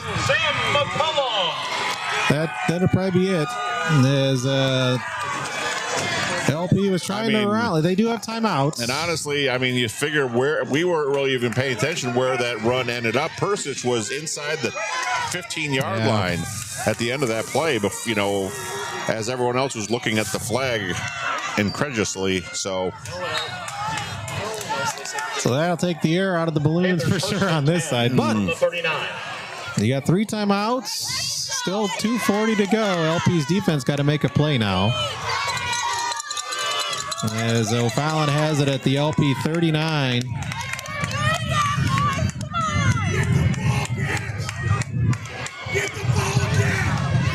So let's see if the Cavalier defense can come up with a play here. They're going to hand it off, and nice first down run. Down to about the 31. So Page that's good. He's back in okay. He was limping earlier, so good to see him back out there. They give 8 yards on Page on the carry. The LP might have to start taking their timeouts here. Yeah, after this play, more than likely. From the 31. Yeah, there's no 2-minute warning in high school, unfortunately. Don't get an extra timeout. Yeah, I think regardless of the whatever happens in this play, the Cavs are going to call their first timeout. Oh, is that a penalty flag? Might be on. It looks like it might be on. Offside on the Cavs. Penalty. Wow. Against the Cavaliers. I mean, I don't understand. They didn't even. Yeah, no argument this time though from the LP sideline. So that'll give them a free first down. That hurts, and it'll be 1st and 10 at the Cavalier 26. Wow, inches away from a touchdown from Zellers, and then a big run, another big run by Persich, brought back by a phantom holding call. And LP's going to take their first time out because, the clock would have started running. 24-19 with 1:35 to go in this game.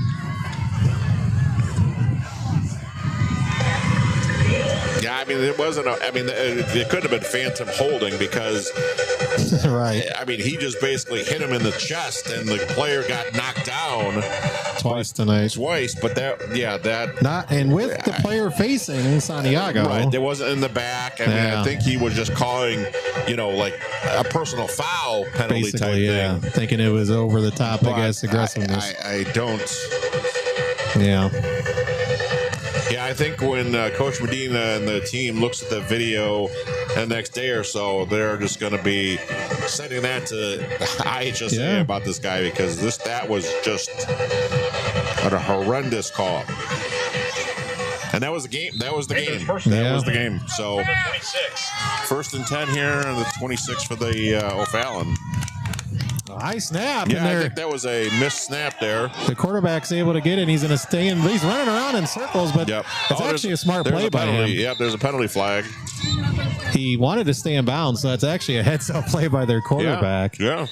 It might have looked kind of odd and funny in the video where he was circling around, but he took some extra seconds off the clock, and you're right, Mike, there is a flag. It's on O'Fallon. Yeah, I'm going to guess it's got to be holding, I would think, at that point. If you're LP, I don't think you can push him back. You want him to lose it down, Yeah, I was going to say, decline that one. Yep. Holding penalty against the Panthers. That penalty has been declined.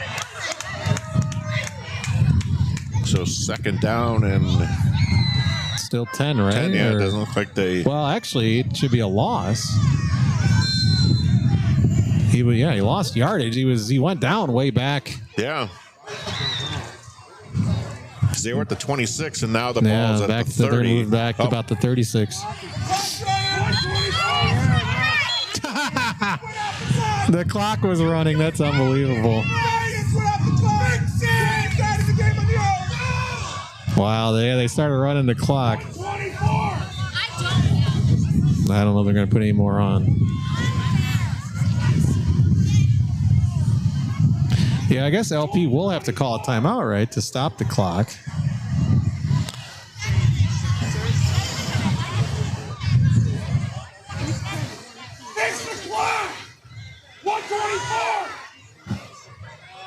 Yeah, I think they're going to put some time back on. But, yeah, they go 124. But the clock will now run. Yep. Yep, that's right now. That is correct. And now they are slow and running the clock. Yeah, I mean, unless LP calls a timeout, which they've not indicated. Nope. There it goes. Yeah, they are. Okay. No, it keeps running now.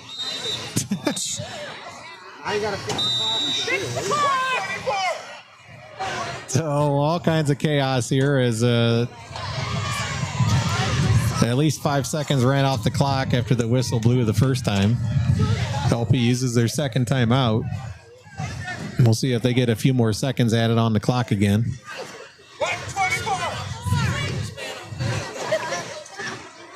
So it is second down and coming up. Second down and about loss of 9 on that quarterback keeper. Yeah. But really, if you're fouling, the biggest thing was it took some time off the clock. Yep, we're back to 124 now. So, because all right, if they took a timeout right away, yeah. The crowd is helping them out for sure here on this sideline. Panthers second and 19 from the 33. Second and 19 for O'Fallon. Let's see if LP can get a turnover here. They have one more timeout.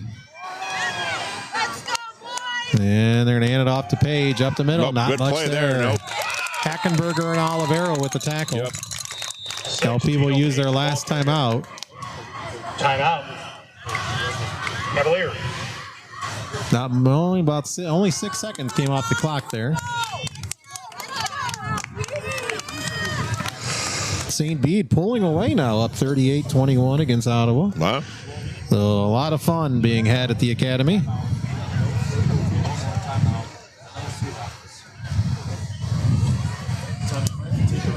So that was the last time out of the night taken by LP. 24-19. LP's defense trying to make one more stand here to get the ball back to the offense. Yeah, if they can just get them here, they should get the ball back. Not a lot of time left with no timeouts.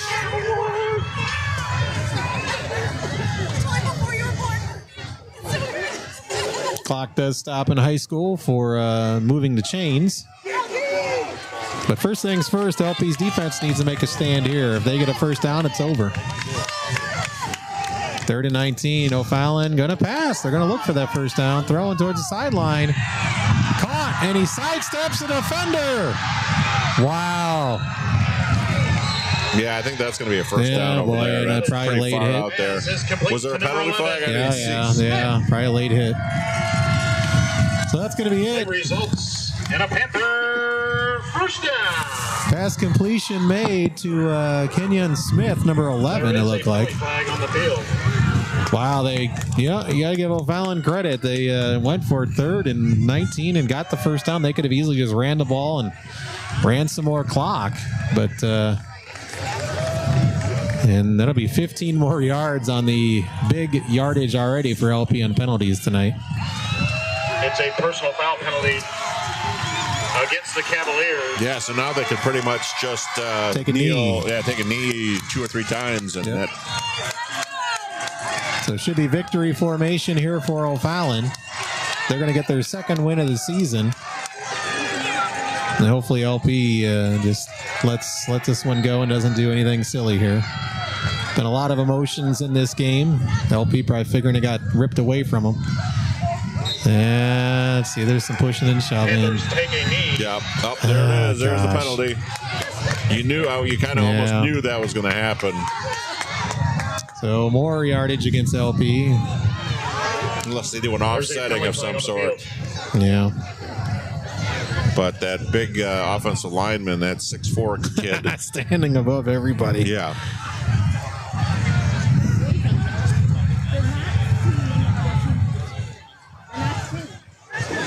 Now a coach is running on the field. I don't even think he is a coach, honestly. It's a personal foul penalty against the Cavaliers. So another personal foul penalty on LP. Half the distance, of course, at this point. This should be it. Hopefully, if they just take a knee here.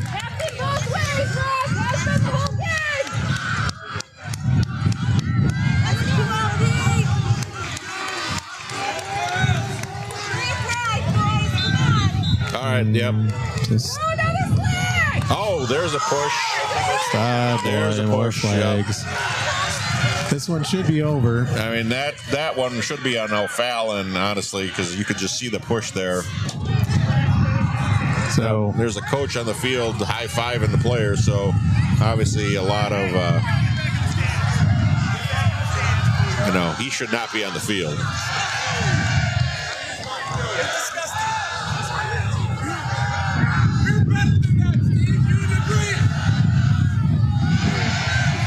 So we should run the clock, and that should be it. I would almost say don't bother doing the handshake line. Yeah, I think that could... So that's it. O'Fallon wins 24-19. Just a tough one. Driving 3 hours in a game that you definitely had a chance to come out with a win, but in the end, O'Fallon wins 24-19 over LP. We'll be back with some final numbers after this. Cavaliers fall on the road 24-19. Your final score. You can get pretty banged up playing football no matter which side of the ball you play. And sometimes, no matter how defensively you drive, your car gets banged up due to an accident. If you've had an accident, LaSalle Body and Fender has just the play for your auto body, fender, collision, or dent repair needs. LaSalle Body and Fender has been in the Illinois Valley providing excellent auto repair for 4 generations, and they work with all insurance companies. When your car gets sacked, call LaSalle Body and Fender, and you can call them for 24-hour towing, 223-0598. Have you been to Subway in LaSalle lately? They have new sandwiches you just have to try. Like Subway's honey mustard barbecue chicken, spicy nacho chicken, or cheesy garlic steak. Plus, Subway in LaSalle has new foot-long dippers for just $3. Pepperoni and cheese with Baja Chipotle, chicken and cheese with honey mustard, and double cheese with peppercorn ranch. Hungry after practice or need a snack or a quick meal before the game? Think Subway in LaSalle. Subway, eat fresh.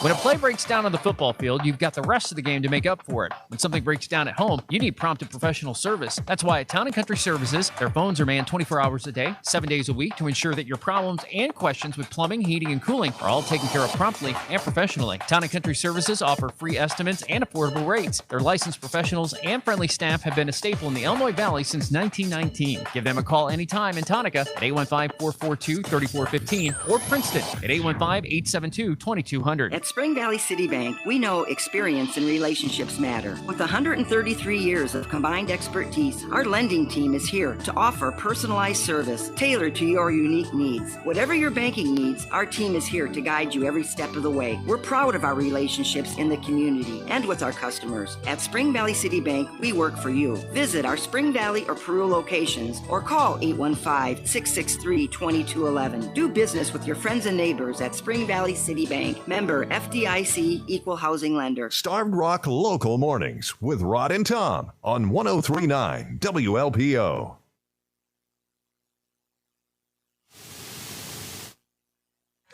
Jeremy Aiken and Mike Porter back here as we get into our post-game show as LP falls on the road 24-19 to O'Fallon. LP finishes the season at 3-6. O'Fallon to 2-7. Scoring summary: English with a 1-yard run at 2:18 of the first got O'Fallon with a 7-0 lead. Then it was Harrington, a 65-yard pick six for O'Fallon at 7:34. O'Fallon led 14-0. They added then a 31-yard field goal. Hartman at 5:27 of the second. Well, Fallon threatened really to run away and hide at that point, but give the Cavaliers credit. Zeller's an 8-yard touchdown catch at 2:35 of the second. The kick was no good. 17-6 at the half. Then LP got it within 17-12. Persic a 2-yard run at 7:27, but then O'Fallon at a 15-yard touchdown pass at 4:59. The kick was good, and the Panthers led 24-12. Cavaliers weren't done yet, though. Persic a 14-yard run at 3:42 of the fourth quarter. The kick was good. They got the onside kick, but then things unraveled from there. They had a couple big runs negated by penalties that were at the very least questionable, and chippy end of the game, unfortunately. A lot of frustration. LP loses 24-19 to O'Fallon. 5 turnovers, two interceptions by O'Fallon, and 3 from LP. And boy, he had onside kicks or 2 kick recoveries as well, which are as good as a turnover. Both teams recovering kickoffs. So all kinds of stuff going on in this game. It got a little crazy. Of everything. 24-19. Unfortunately, in the end, it was O'Fallon beating LP. And partner, got some preliminary final stats. Sorry here? about that. I had to actually get the calculator out. Normally, lately, I haven't had to use a calculator adding all the stats we had here. So, stats-wise, it was a pretty good game, obviously, for Persic. He was 10 for 22 for 232 yards. Of course, he had those 3 interceptions and the 1 touchdown. So he did a very good job there. As far as rushing the ball, he did lead the Cavaliers. They really didn't have much of a rushing game tonight, unfortunately. He had basically 65 yards rushing, and he led all rushers for the Cavaliers. There really weren't too many stat leaders at all other than Persic's rushing yards. And in those yards, he was hurt by bad penalty calls. He would have had over 100 yards probably. Yes, absolutely. And then plus, of course, he had a couple sacks that took away some of that rushing totals there, so that affected that, of course. Zellers was the leading receiver. He had a nice game. Of course, he got hurt at the very end of that play, ending with 98 yards in the touchdown. And Mikey Hartman ended with 79 yards receiving. And it was nice to see Noah Zebron hit the stat sheet with 12 yards of receiving. As far as the penalties go, of course, we know we had those 3 interceptions. Prior to the fourth quarter, they had 45 or they had 60 yards in penalties. And then if I also take a look at the third and fourth quarter, sorry about that, it just kind of got 25. It's a lot.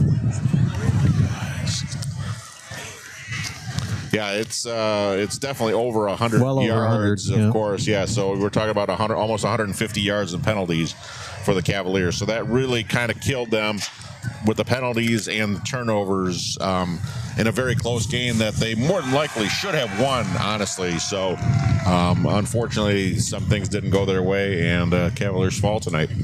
24-19 is the final score. We'll come back and wrap it up. Cavaliers fall 24-19 at O'Fallon.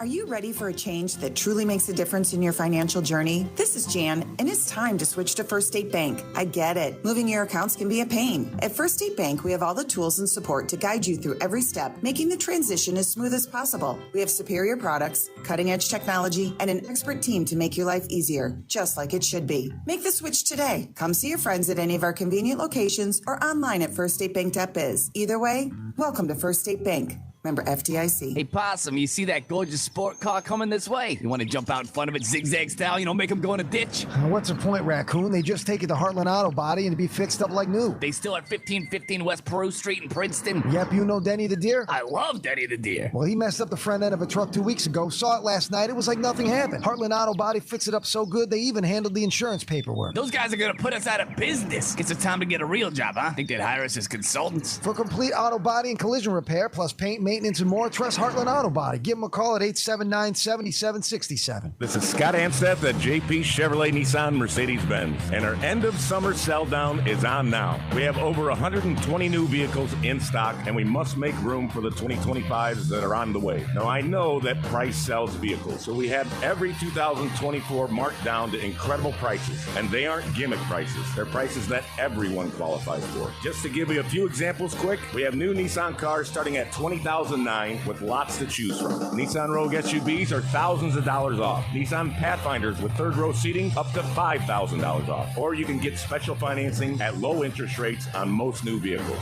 We even have new Silverados up to $8,000 off. That's right, up to $8,000 off on new Silverados. You seriously need to check out these prices. So stop in to take advantage of our end of summer sell down now, or check it out at jpchevy.com or jpnissan.com. Only at JP Chevrolet Nissan Mercedes-Benz in Peru on 251 next to Sherman. A tradition of news and sports. 103.9 WLPO. Starved Rock News, Talk, and Classic Rock.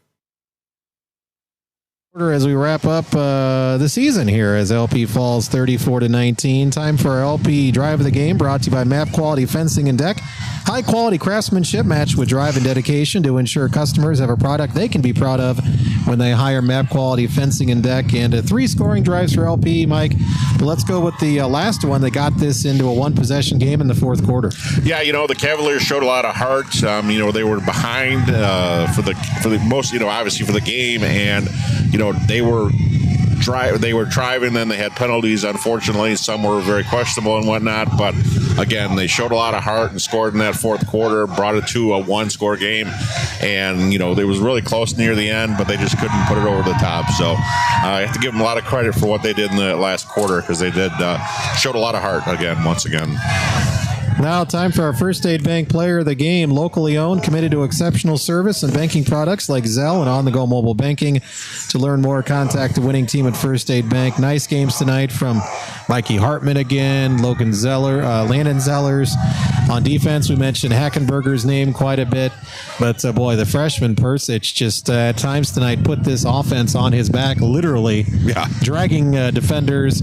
Could have had an even bigger game if not for some penalties.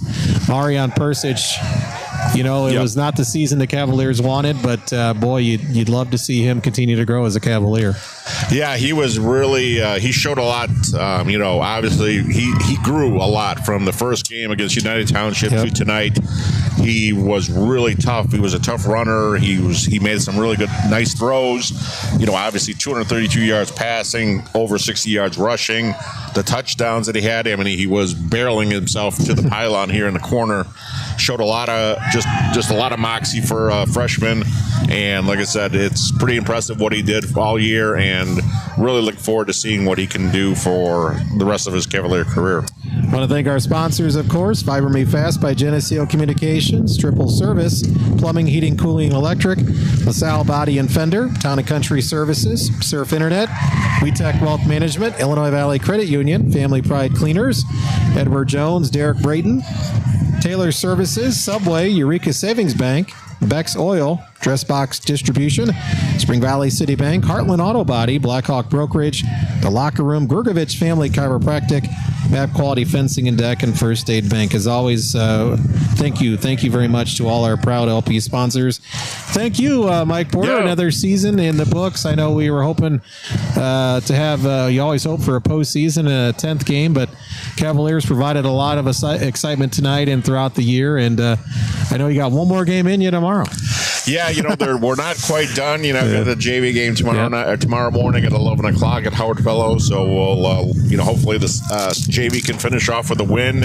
They've had a pretty successful year, so we have a lot of nice players coming up from the JV level to play varsity next year. So, the Cavaliers had a good season. Obviously, 3-6 is not where you want to end, of course. But of course, they got a real tough schedule, and they played hard. They continue to play hard throughout the year. I know the Cavalier fans appreciate it, and we appreciate it, and just look forward to seeing what can happen in the future. I want to thank Michael Redman, engineering back at the WLPO studios, Michael Shaw running the scoreboard all year long, and of course Mike Sabatini with the great video work on our Star Rock Media YouTube channel.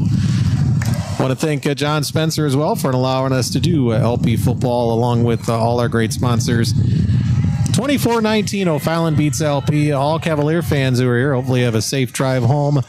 And until next season, have a great rest of your weekend.